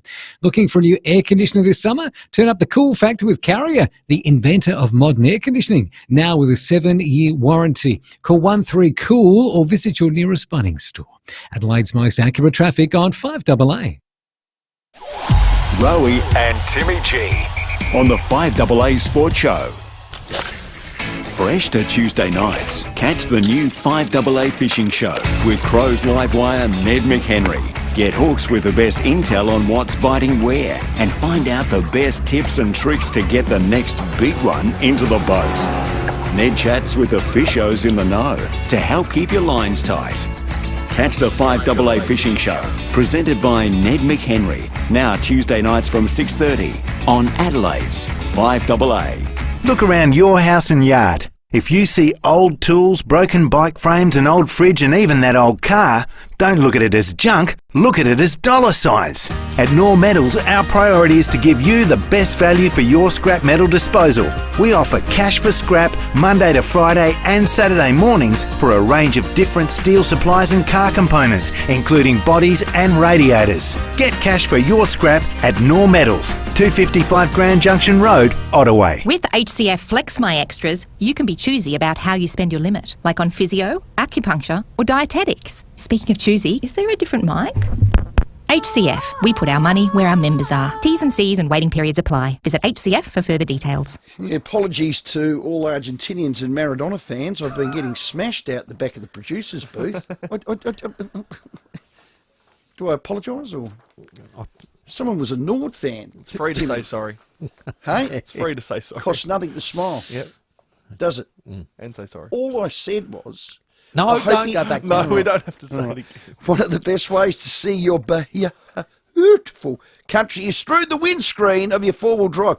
But if you want to get there, you want to be TJM equipped. Oh, absolutely. And look, South Australians in the last few years have hit the road. They've been going all over this beautiful state and loving every minute of it. And once you do it, you get the taste for it. Oh, you don't want to go back. Oh, it's a good taste too. Keep going. Now, the family behind TJM SA, Ithlo and the team, been doing it, since 2012. TJM has been keeping our wheels turning here in SA off-road since 1990. Correct, and safety and comfort are always the priority. So they've got bull bars, suspension, snorkels, camping gear, roof racks and driving lights. They've got it all. I like snorkels. I really do. You've got to check out the newly renovated showroom with brand new displays and produce at Australia's #1 TJM store. It's in Nailsworth. We have it. What? Produce? Products. Produce is fruit and veg. Yeah, it is. But they have all of it there at TJM's Nailsworth. They are that good. Yeah. They are that good. Yeah, Nettie vouches for it. He was there with me on opening night. Yeah, the Madman Fishing Show. I love it every week with Ned. He's just so good. So enthusiastic about it, and TJM support the show. You've got to visit them at Nailsworth or Clove Valley Park, and they are the major sponsor of tonight's fishing show, 6:30 p.m. with Ned McHenry. Step out in style this summer with the latest Birkenstocks from Grundy Shoes. Birkenstock is a sought-after, globally recognised premium brand, and Grundy's has a reputation for great service and an impressive range of shoes. There's no better combination. With such a huge demand for Birkenstocks, now's the time to secure yours for summer. Grundy Shoes, family-owned and operated, your feet are in good hands. Open 7 days in Adelaide, Glenelg and Victor Harbour, or shop online with confidence. Grundy Shoes, your iconic footwear destination. The St John Christmas Home Lottery is back with our biggest member prize ever. Purchase your tickets now and opt in to be a member for free, giving you the chance to win an $820,000 waterfront Hindmarsh Island home package with $100,000 in cash. Plus, all tickets go into the $5.2 million grand prize draw featuring a West Lakes waterfront home, or choose $4.5 million in cash. Buy your tickets now at stjohnlottery.com.au. Licence number M14453. The high-tech home of tomorrow has a new name. It's not Siri or Alexa. It goes by the name Jim. Add data, security and complete connectivity to your home with Jim's antennas and security. Ask Jim how security cameras and motion sensors can give you peace of mind. And keep an eye on your house, yard, cars and sheds. Jim can do top brand 4-camera systems from just $1,595. For a high-tech home, just ask Jim. Hey Jim. Jim's antennas and security.com.au. With more stores close to home and everyday low prices, great food lives at Foodland, the mighty South Aussies. Rowie and Timmy G on the 5AA Sports Show. 6 minutes to 6 very soon. Michael Laminato from Fox Sports. Formula One, a little bit of talk about Daniel Ricciardo on the back of his very good ride in Mexico. Yes. Could he be headed back to Red Bull? Wow. Team up with Max Verstappen, the three-time world He's champion. come from the clouds. I'm going to ask the question of Michael. How does that happen? Because he sort of got tossed out, and then he came back and into the sister team, and then you reckon he's going to go back? What, as Verstappen's other driver? Or? Yeah, Sergio Perez can't hold his position at the minute. He's struggling a bit, so... That's a marriage made in heaven, Verstappen and Ricciardo. Well, it's sort of Back to the Future almost, isn't it? Unique home-style food to all the little kiddies and do trick-or-treat. Oh, Be yes. safe on the roads. Yes, Parents, safe. Correct. Don't just park at the end of the street and let a 5-year-old walk the whole street. Walk with them, please. Oh, please. Good advice. You need a chaperone. Here's one. Ro, come trick-or-treating with me. You won't even need a costume. That's not even funny. My little daughter, big daughter, Gemma, well, she's nearly 29, has got my grandson, Rory, who's about 15 months, sent me a photo of him in his little pumpkin, cute as a button. Now, I hate Americanisms. I hate Halloween. I couldn't stand it. They'd get to my door and I'd say, you're not getting a treat, I'll give you something. And it wasn't a lolly. And the rude ones that come and just put their hands in there and take the whole lot. Now, I don't want to sound like a sport, but, you know, if you could give them a backhander, you would. So you're softening up a bit, stick your manners back in. But when that cute as a button photo came of little Rory in his little trick-or-treat costume, I'm all in. So I'm going to call past OTR. I'm going to buy some Snickers, cherry ripes, whatever. I'm going to go berserk. Go past Rowie's house tonight, kids. Get picnics, because I like those ones. I'm just going to leave it at the front of the gate, lock the gates, and just help yourself. Don't go knocking on the door, because old Uncle Steamore might flick you the bird. But you showed me a photo of your little twin twins. They are going cute and treating right now. Look, I was the same as I'm you. not a fan. I'm like, that's an American thing. Why do we have to keep doing things that they do? It just annoys me. I mean, they were even talking like it. Like they say to me, peanut butter jelly. I said, we don't have that in this country. I said, we have peanut paste and jam. That's what we have. He just looked at me as if, you gone mad? But just wrong on with that, Papa? Why do we have to copy everything they do? Everything. But I must admit, seeing them dress up and having a bit of fun, you can't knock that. At least everyone that can hold a gun doesn't hold one in Australia. No. That's something we haven't copied. I don't like that. Here, have an AK-47 and go trick-or-treating. You losers. No, let's get back to the chocolates. Did I go off? Yeah, I just went, I go from 0 to 100. Yeah. Where did AK-47 come into trick-or-treating? Really know, Anyway, be safe, agree, kids though. out there. Is that what you say? Happy Halloween? I think you Trick-or-treating, Happy trick-or-treat. What do you say? I don't know. Who knows? Do you have a saying for that? Probably not. Sam, don't pretend you're a trick-or-treater. I don't think... You'll no, go never home, been. you'll whack a costume on and go and get some free chocolate. It's really only... Never done it. It's only really Is it? happened in the last sort of 10 years, I reckon. God, our whole street's done up to the nines. Yeah, right. Well, there you go. Well, it's good. I mean, I like the entertainment for the kids, but... If it's fun for the kids, you That's know, the main who are thing. we to not? Yep. But please don't let your kids walk around aimlessly. And as soon as the sun goes down, put them in your car and get home. Yep. Very good advice. How's that, Uncle Steamore? Yeah, I like that. 2 minutes to 6. The 5AA Sports Show with Rowie and Timmy G. Each week on the 5AA Sports Show, Rowie and Timmy G go courtside with the Adelaide 36ers. Catch the 36ers coach as well as star players each week with Rowie and Timmy G, thanks to ACID Transport Solutions. ACID Transport Solutions need more drivers. For a career that'll take you places, speak to ACID Transport Solutions. Did you know the average funeral service runs between 40 to 60 minutes? And in some cultures, it can last for days. For a service that suits your wishes, talk to the team at Simplicity Funerals. simplicityfunerals.com.au. Let New Zealand take your breath away on an exclusive 17-day getaway with Holiday Wonders Mitcham. Fly direct from Adelaide with Air New Zealand and experience the best of what the North and South Islands have to offer, with meals, accommodation and so much more included, and more highlights than any comparable New Zealand trips. Right now, it's our best value ever. Save up to $980 per couple. Call now or visit holidaywonders.com.au. Holiday Wonders, Belair Road, Mitcham. What is Luva House? Simple. Luva House turns your outdoor area into a stunning entertainment space with an opening and closing roof. With rain sensors, you'll keep winter out. And when you need to, you can let the light in, so you can be outdoors and entertain all year round. Best of all, they're manufactured right here in SA with options like LED lighting. But you be the judge. Find out more with a free design, measure and quote. See the light with Luva House. luvahouse.com.au. Online, on DAB Digital Radio and on 1395 AM. Talking Adelaide. This is Adelaide's 5AA. Mostly sunny tomorrow, a top of 23 with the 6 o'clock news. I'm David Bruce. Police and emergency services are still searching the waters near Streaky Bay on Eyre Peninsula after a 55-year-old man was attacked by a huge shark this morning. The man was surfing near Granite Rock off West Wall Way Loop close to Streaky Bay about 10:20 a.m. A witness at the scene said the shark was about 4.2 metres long. That's about 14 feet. The man's body is yet to be found and the search is expected to continue until the light fades. Australians in Lebanon are being urged to leave while commercial flights are still available. The Israeli military has warned it'll continue to strike targets in Lebanon in retaliation against attacks by Hezbollah. The federal government maintains it's still working to get the 88 Australians still in Gaza out of the Strip.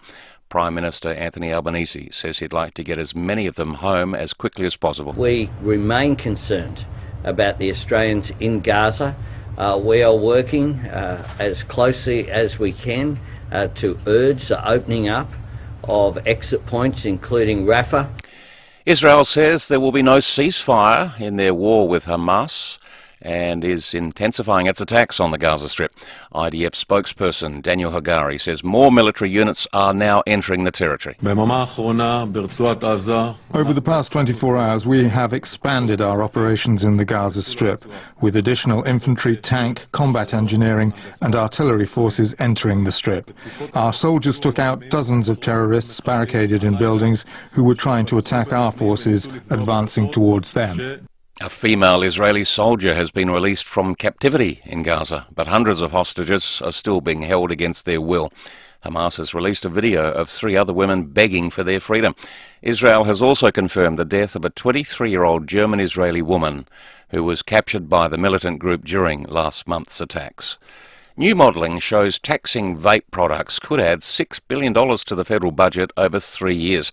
The figures were compiled by the Australian Taxpayers Alliance, which believes a blanket ban on the nicotine products would only fuel a black market.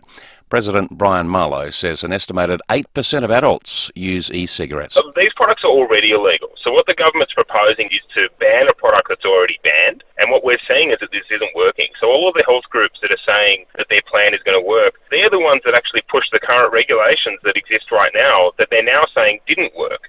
The cast of Friends has paid tribute to fellow star Matthew Perry after his death at the age of 54. Jennifer Aniston, Courtney Cox, Lisa Kudrow, Matt LeBlanc and David Schwimmer have released a joint statement saying they're taking time to grieve and process the unfathomable loss. The co-stars say they're devastated at the loss of someone they consider to be a family member. Now, 5AA Sport. In the AFLW. After 8 seasons, 66 games and countless team and individual achievements, Aaron Phillips will retire from elite football this weekend. The Port Adelaide captain will hang up her boots after Saturday's game. Melbourne coach Simon Goodwin has denied accusations that he uses illicit drugs, while also revealing he's been too angry and frustrated to speak with Joel Smith since he returned a positive test for cocaine. Football Australia has announced it will not make a bid to host the 2034 World Cup, paving the way for Saudi Arabia to host the tournament. Football Australia has released a statement reiterating its interest in hosting the Women's Asian Cup in 2026 and the 2029 Club World Cup. And Pakistan's semi-final hopes at the Cricket World Cup will be on the line tonight when it faces Bangladesh. Now checking 5AA traffic. Reducing greenhouse gas emissions in the production of South Australian copper is critical. It's happening now at BHP at Olympic Dam. At Prospect, look out for a crash, Regency Road near Churchill Road. Melrose Park, manhole has caved in on South Road just before Dawes Road. It's as you're heading outbound, pretty slow through there. And Paravista, burst water main, Montague Road near Nelson Road. Cameras on the drive home, Jetty Road, Largs Bay, and Saints Road at Salisbury Park. Freedom's summer sofa sale is on now. Get up to 25% off selected sofas, living and dining furniture. Sale ends Monday, only at Freedom. Adelaide's most accurate traffic on 5AA. And the 5AA forecast. Get the Toyota Forklift Advantage. Visit toyotamaterialhandling.com.au. Mostly sunny tomorrow, up to 23 after an overnight low of 8 degrees. Thursday, mostly sunny, 24. Mostly sunny on Friday as well, up to 25. Currently, 17. Now let's hear what's happening on 9 News tonight. Thank you, I'm Brenton Branglis. Tonight's headlines: a surfer feared dead after a shark attack near Streaky Bay.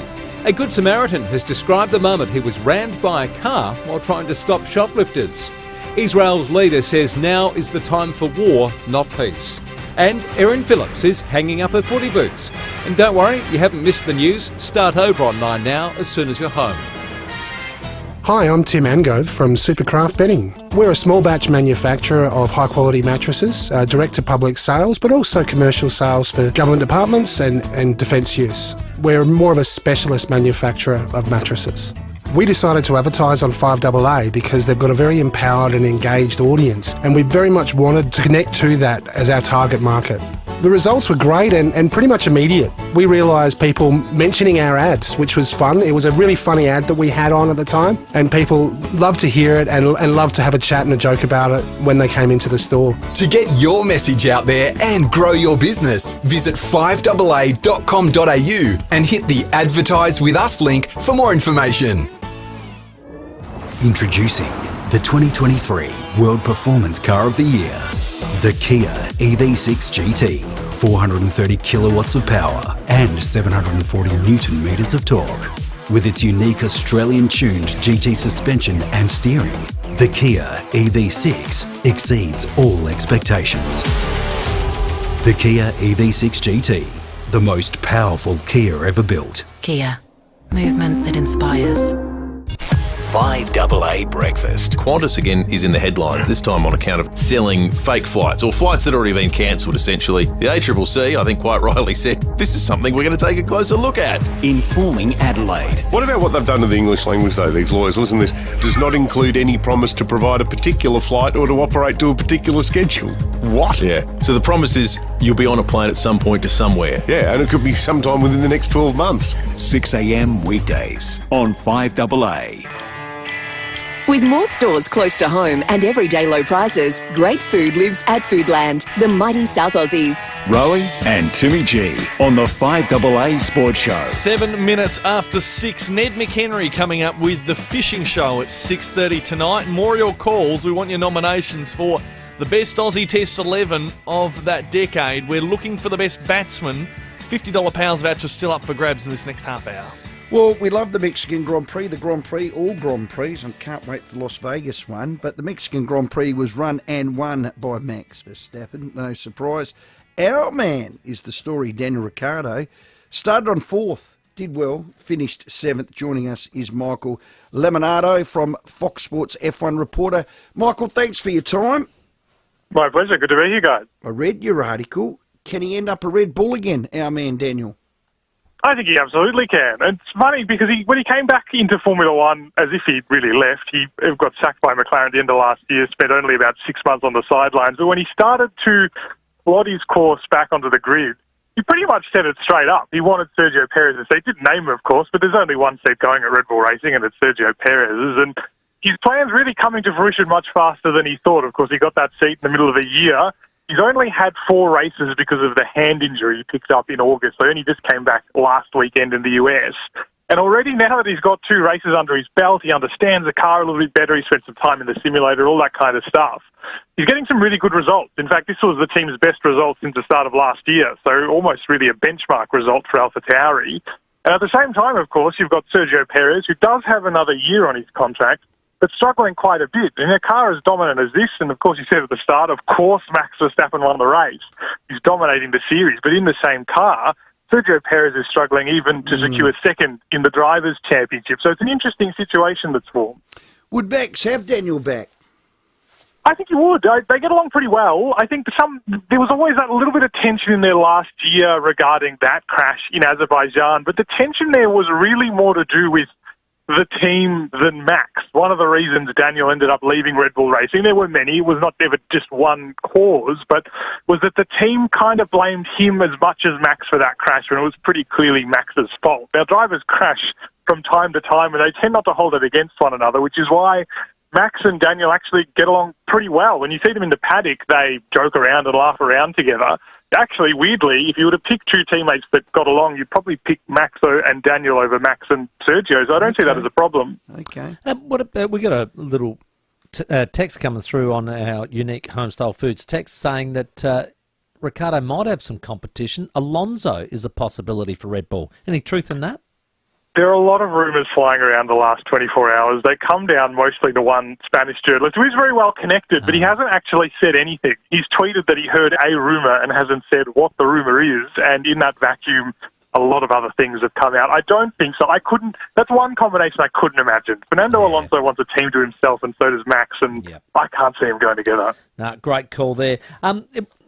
For Daniel, though, I mean, everybody was quite critical of his performance in Austin. I mean, his first race back after the injury, but he reckons he got back to the hotel on Sunday night and said, I wish it was Friday in Mexico already. So he was obviously keen. He can wipe things like Austin out of his mind and get straight back in.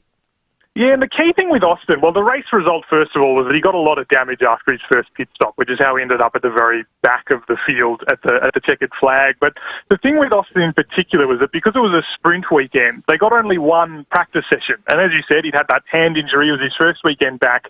And he could see some things he needed to do in that practice session, but simply didn't have the time to do it. So getting to Mexico, he was really excited to get into the car back on Friday because you had the normal 3 hours over the course of 2 days to do those things he decided he really wanted with the setup to make the car a bit more comfortable for him. And lo and behold, really in the first hour of practice and definitely by the end of the first day, you could see he was getting results out of that car that were not normally available to drivers in that car. And sure enough, I mean, fourth in qualifying exceeded his own expectations, but you can see he's starting to figure it out. So I think we can be pretty optimistic that he's not going to be getting fourth for the rest of the year in qualifying because that car's not really capable of that, but that he can be getting regular good results now that he's figured out what he needs to do. He likes road circuits. He's probably still the best F1 passer in the field. Well, that's what I'm told, Michael. You can back that up or not. I think Las Vegas could be it. If he drives well there, I don't know, start on grid or get on the podium, I reckon he's in a Red Bull seat. There you are. I reckon that's the one. I mean, it could be. We're at the moment now where it feels like any race could be the decisive one. You know, I wouldn't be surprised if this Mexico Grand Prix, just because of the nature of Sergio Perez crashing out the first lap, Daniel's big result, might be the decisive one. But like you say, he does love street tracks. It's become a specialty of his over his career, and Las Vegas is not only a street track, but a brand new one to everyone. So he might back himself to have a little bit of an edge there. And then, of course, yes, there's the element of it probably being the year's most spectacular event. So if you're going to do well anyway, you may as well do one where everyone's watching. Oh, God. Now, Abu Dhabi, that's not till late November. How do they go with temperatures around that time of year? So it's the end and the start of the year are the cooler times in the desert, which is why we tend to have Abu Dhabi at the end. But Las Vegas is the interesting one, actually, because they're racing at 10 p.m. their local time, qualifying at midnight. Normally gets below 10 degrees at this time of the year in Vegas. So that's going to be its own kind of twist to keep an eye on. Well, I was going to say, that might play havoc with the tyre selection at least. Yeah, absolutely will. I think that'll be a real challenge for the drivers setting up the cars. Not only is it a new track, completely new surface, really unusual weather conditions means that I think if you're going to pick any race this year, and we've had a couple of unusual results, usually behind Max Verstappen, admittedly, but a couple of unusual ones, I think this really could be one. I think as much as this race has been hyped up a lot, and I think could be at risk of being hyped up too much by Formula One, especially considering the season we've had. There are a lot of interesting elements that are going to go into this Grand Prix that I think will make it worth watching, if not just because actually for a change it's going to be on a good time zone for Australia. Great work. Michael, one last one. Have you been happy or impressed with Oscar Piastri's season? Very impressed with Oscar Piastri's season. Had a bit of a quiet weekend in Mexico, but did have damage from a crash with Yuki Tsunoda and some start line damage as well, I think. But it's been easy to forget he's been a rookie, to be honest, at several times this year. He's got the first win, not a Grand Prix win, but a sprint win under his belt. Has become increasingly a good match for Lando Norris, and as we saw again in Mexico, Norris is one of the quickest guys out there, maybe even a little bit underrated, which is impressive to say considering how highly he's rated. He's done really well for his first season. You couldn't have asked more of him for a rookie season, and I'm really excited to how he's going to back it up next year and in the coming years, because he's definitely going to be a Formula One fixture. Oh, Michael, well done. Thanks for your time. Thanks, guys. Anytime. He's a ripper. Michael Lemonato there, Fox Sports reporter. So what, we've got Brazil, Vegas, and then Abu Dhabi. Looks like he's going to get that right, Red Bull. He gets what he wants, Daniel Ricciardo, because he's a talent. But he's got a great attitude too. I think that if he can make Max Verstappen smile, he deserves that spot. What's that show on Netflix? The Drive to Survive. You know what? F1 knows that he was one of the stars. Oh, of that. yeah. He was in the first series, started it off. All of that, Yeah, and they people loved know him. that he puts bums on seats and gets great, people cool. involved. So maybe there's a bit of that to it. How's this text on the Unique Homestyle Food text line? Oh, boy, wowee. Ro, you've never taken your kids to the pageant, correct? The Adelaide Show, correct? Wow. Now trick-or-treating. No wonder you get bugger all for Father's Day. That's not true. Timmy, don't laugh so hard. It is funny, That's though. not true. Yeah. No, but I did find it funny. Yeah. Sometimes, things that aren't true are still funny. There's another one here on the text too. No name, by the way. Hi, boys. Talking about Halloween. When I had kids come to my door and say trick or treat, I say, "How about a trick?" And they say, "Yeah." So I say, "Watch me disappear," and I shut the front door. I'm going to do that tonight. That's what Seymour will do. Absolutely. Hey, can I just pose this? Should Aaron Phillips be the first automatic inductee to the Australian Football Hall of Fame? If you look at the record, or should we have a male version and a female version? Or if it's Australian football, it's Australian football. Because tennis is tennis, squash is squash, cricket's cricket. Yeah, I don't think you probably just have... It's still Australian Football Hall of Fame, so, I don't think you separate. Well, she's a walk-up start. Yeah, I think... Just look at the record. What is the criteria on how long you have to be retired? Is there one on that? Is it 5 years? I thought 5. That rings a bell. Yeah, so 5. She may be the first. Yeah, well done. Well, that's a no-brainer. Not 2028. even worth discussing.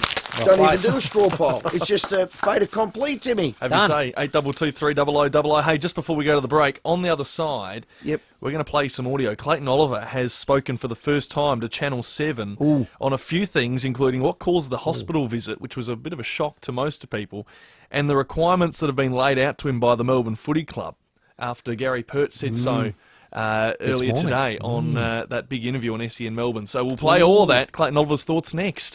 The 5AA Sports Show with Rowie and Timmy G. Tune into the 5AA Sports Show each week for Where Are They Now? The sporting names you remember from the past revisited. Thanks to Walco. Get a Walco blankie for your pool this summer and save water evaporation and money. Walco.com.au. Get a read on today with The Advertiser. Catch up on breaking news and stories from Escape, Body and Soul, Delicious, plus sport and so much more. Visit theadvertiser.com.au today. We're for you. Oh, come on, Rav. That wasn't a... He just got... Oh, shut up. Shut up! Wait, it's just $6.95 for a giant snack bag at KFC. Shut up and take my money! Let's go! Not everywhere and not forever. Pick up only. New Zealand. Spectacular, safe and friendly. The perfect destination for a magical getaway. Right now, Holiday Wonders Mitcham have an exclusive 17-day fully inclusive package. It's our best deal ever. Save up to $980 per couple. Fly direct from Adelaide with Air New Zealand, touring North and South Islands with meals, accommodation and so much included, with more highlights than any comparable New Zealand holiday. Call now or visit holidaywonders.com.au. Holiday Wonders, Belair Road, Mitcham. What is Luva House? Simple. Luva House turns your outdoor area into a stunning entertainment space with an opening and closing roof. With rain sensors, you'll keep winter out. And when you need to, you can let the light in, so you can be outdoors and entertain all year round. Best of all, they're manufactured right here in SA with options like LED lighting. But you be the judge. Find out more with a free design, measure and quote. See the light with FIVEAA House. FIVEAAhouse.com.au. I like to call it a passion. I can be sitting relaxing. I'm spending this holiday locked in. Back then, wasn't worried about me though. In the gym, trying to work on my free throw. What's poppin'? Brand new whip, just hopped in. The new Kia Seltos. That's what's poppin'. And yeah, it's got options.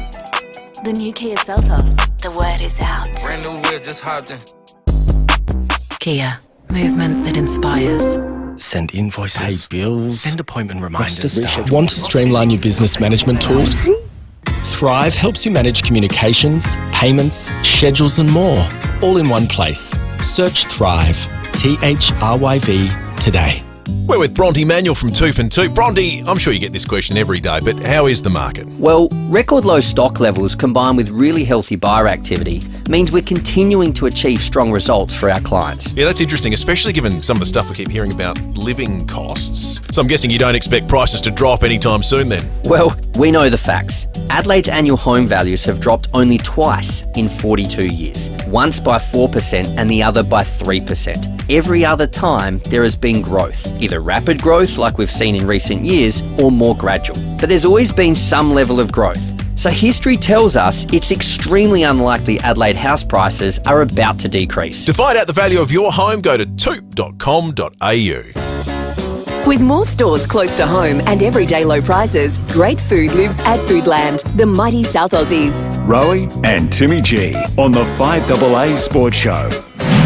We can't ever forget, while he's been going through these personal challenges with us, he's also arguably in his first 150 games the most highest performing player in the history of the club. So we've done a lot right to allow him the support to play on field and to deal with the off field, but maybe right at the moment a firmer, clearer, tough love approach based on expert advice coming through is more appropriate for where we're at right now, and I think it's important for the entire player group to see that as well. 21 after 6. That's Gary Pert this morning on Clayton Oliver. I thought he was impressive. They're all over it, obviously, and he is. Clayton Oliver's a star. God, when his name was bandied at trade time. Oh yeah, every Crow supporter. There was a lot of interest. There was. He's on a 7-year deal, multi-million-dollar deal. He was door stopped by Seven in Melbourne. Have a listen, Clayton Oliver. It's been a little bit stressful. Usually doesn't get to me. Oliver says a combination of prescription drugs, lack of sleep from stress, and a big first day back at the gym wiped him out. He collapsed and was taken to Footscray Hospital. I take medication for my ADHD, so I've been talking to doctors about that for a while, and sort of been lightheaded and high heart rate. That sort of affects me a fair bit, and I sort of fainted that day off the Watt bike. Speaking to Seven's Kate Massey, he says it happened while staying the night at the house of teammate Joel Smith. He hit his head as he fell. I was in bed sleeping at Joel's and got up to get a drink, and then so the next thing I know, I was sort of on the ground. Oliver was almost traded to another club. He was given another chance and told, sharpen up. Just a few minimum requirements of a probably basic human being. Now, again, it gets back to that little rant I had before 5, where there's smoke, there's fire. Now, Joel Smith, teammate, has been provisionally suspended for use of cocaine game day. Right? That's fact. That's correct. Mm-hmm. That's fact. Where there's smoke, there's fire. So he collapses.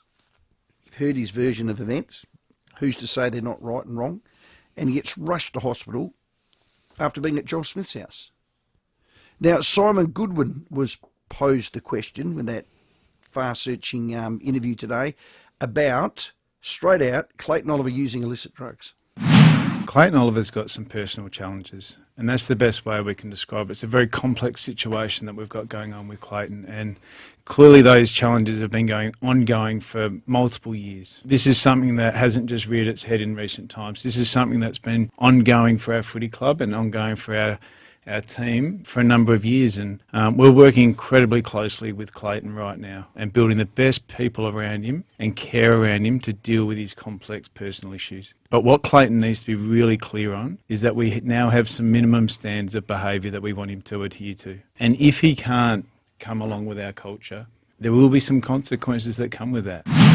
That is as harsh as you could put it. Well, it's as clear as you can put it. As clear as you could put it. The thing I've heard for the first time is ADHD, that it suffers from that. Did you know that prior? No one had told us that. No, I I've been hadn't heard that diagnosed either. with that. Now, what that does is maybe, you heard Goody there say it's been for years. Maybe it's related back to the ADHD, the behavioural issues. Maybe that's what they've been. But haven't all of us got a bit of ADHD? I get told that. Yeah. No, not all of us do. No. I'm I'm not making light personally, of that too, by the way. Yeah, but I like. I know If what you're saying. I like he's a bit of been attention, diagnosed no and doubt. he's got problems and issues and all of that, he's in the best environment to get himself right. They are putting their arms around him, bit of tough love. They're putting professionals around him. It's now up to Clayton Oliver, and he is a prodigious talent. But we've seen a lot of players with prodigious talent that have fallen foul and that have gone off the tracks. It's a club that I think has, what we said earlier, it's put a flag in the ground on all fronts and said, right, we need to get ourselves in order, all areas, and make sure that we are able to move forward because, as you said, their window, if you want to call it that, is still very much open. Word. Top 4 finishes in the last 4 years and probably should have gone further. Won a flag. Lost to Collingwood, the eventual premiers, by 6 points. So they're potential. Clayton Oliver's a prodigious talent. It's now up to you, son. I hope the family gets around you. I hope your friends do, and they are. Gorn and others. The club, it's been spelled out to you. If it has to be, it's up to me, and now it is up to you. Now, just before we get to what we're about to announce, Tim, Jenny Williams has sent in a good text, and because before the break we were asking about Erin Phillips in the Australian Football Hall of Fame. We said, would she be the first? No, Jenny's made us aware. Debbie Lee is already the first female in the Hall of Fame. Apologies, should have known She that. only went in last year. That's only went last year. Correct. That's poor form by us. Yeah. Thank you, Good Jenny. fact-checking. Well, it's a little bit Jen. of... Everybody needs a Jenny Williams. Absolutely. Well Champion played. herself. Now, My word. we're trying to pick we discussed the listeners, the batsmen of the 70s Test cricket side. Okay, give us the lineup. So, this is our listeners. 5 votes. Who's 5 opening? votes, 5 locks. Okay. Ian Redpath. Tick. Rick McCosker. Ricky McCosker. Tick. They're the openers. Who's at 3? Chappell. Ian at 3. Greg Chappell. At 4. Yeah. Who's at Doug 5? Walters. Yeah. But then we've got Stackpole, Ross Edwards sitting on the side. Hooksy's been mentioned. Hooksy, who could potentially come into the lineup depending on how we sit on bowlers, all-rounders. Where was Gary Gilmore and all that? No, he's in the all-rounder category, which will be included. So we've got later. the 5. Let's leave it at that. That's the 5 do at it the again. moment. Redpath. Redpath, McCosker, Ian Chappell, Greg Chappell, Doug Walters. 5 locks. It's not bad, is it? Stackpole and Ross Edwards, the guys sitting there waiting for their selection. And tomorrow we'll do what? The bowlers. Tomorrow we're doing bowlers. Let's do the bowlers. I think the bowlers easy. Should be relatively easy. Easy. We might even get one of the 70s champions on. Oh. Yeah. Oh, I see where you're going. There's a little bit of teasing for where are they now, thanks to hang Walker. on. That Timmy's been to work. Mm-hmm. I have. This is another meeting I missed. Yeah. Is it Tomo? Yeah. Not Jeff Thompson, but what a player. Is it DK? The best. Okay. Not him. Kerry O'Keefe. Kerry O'Keefe, Skull. Not him. Okay, let's hold all the guesses because you might get to them eventually. cool. 27 minutes after 6. Hey, well done, great show. Ned McHenry's coming up with the fishing show. See you tomorrow from 4. The 5AA Sports Show, Rowie and Timmy G. 5AA Breakfast. The federal government is today launching the Be the Teacher campaign.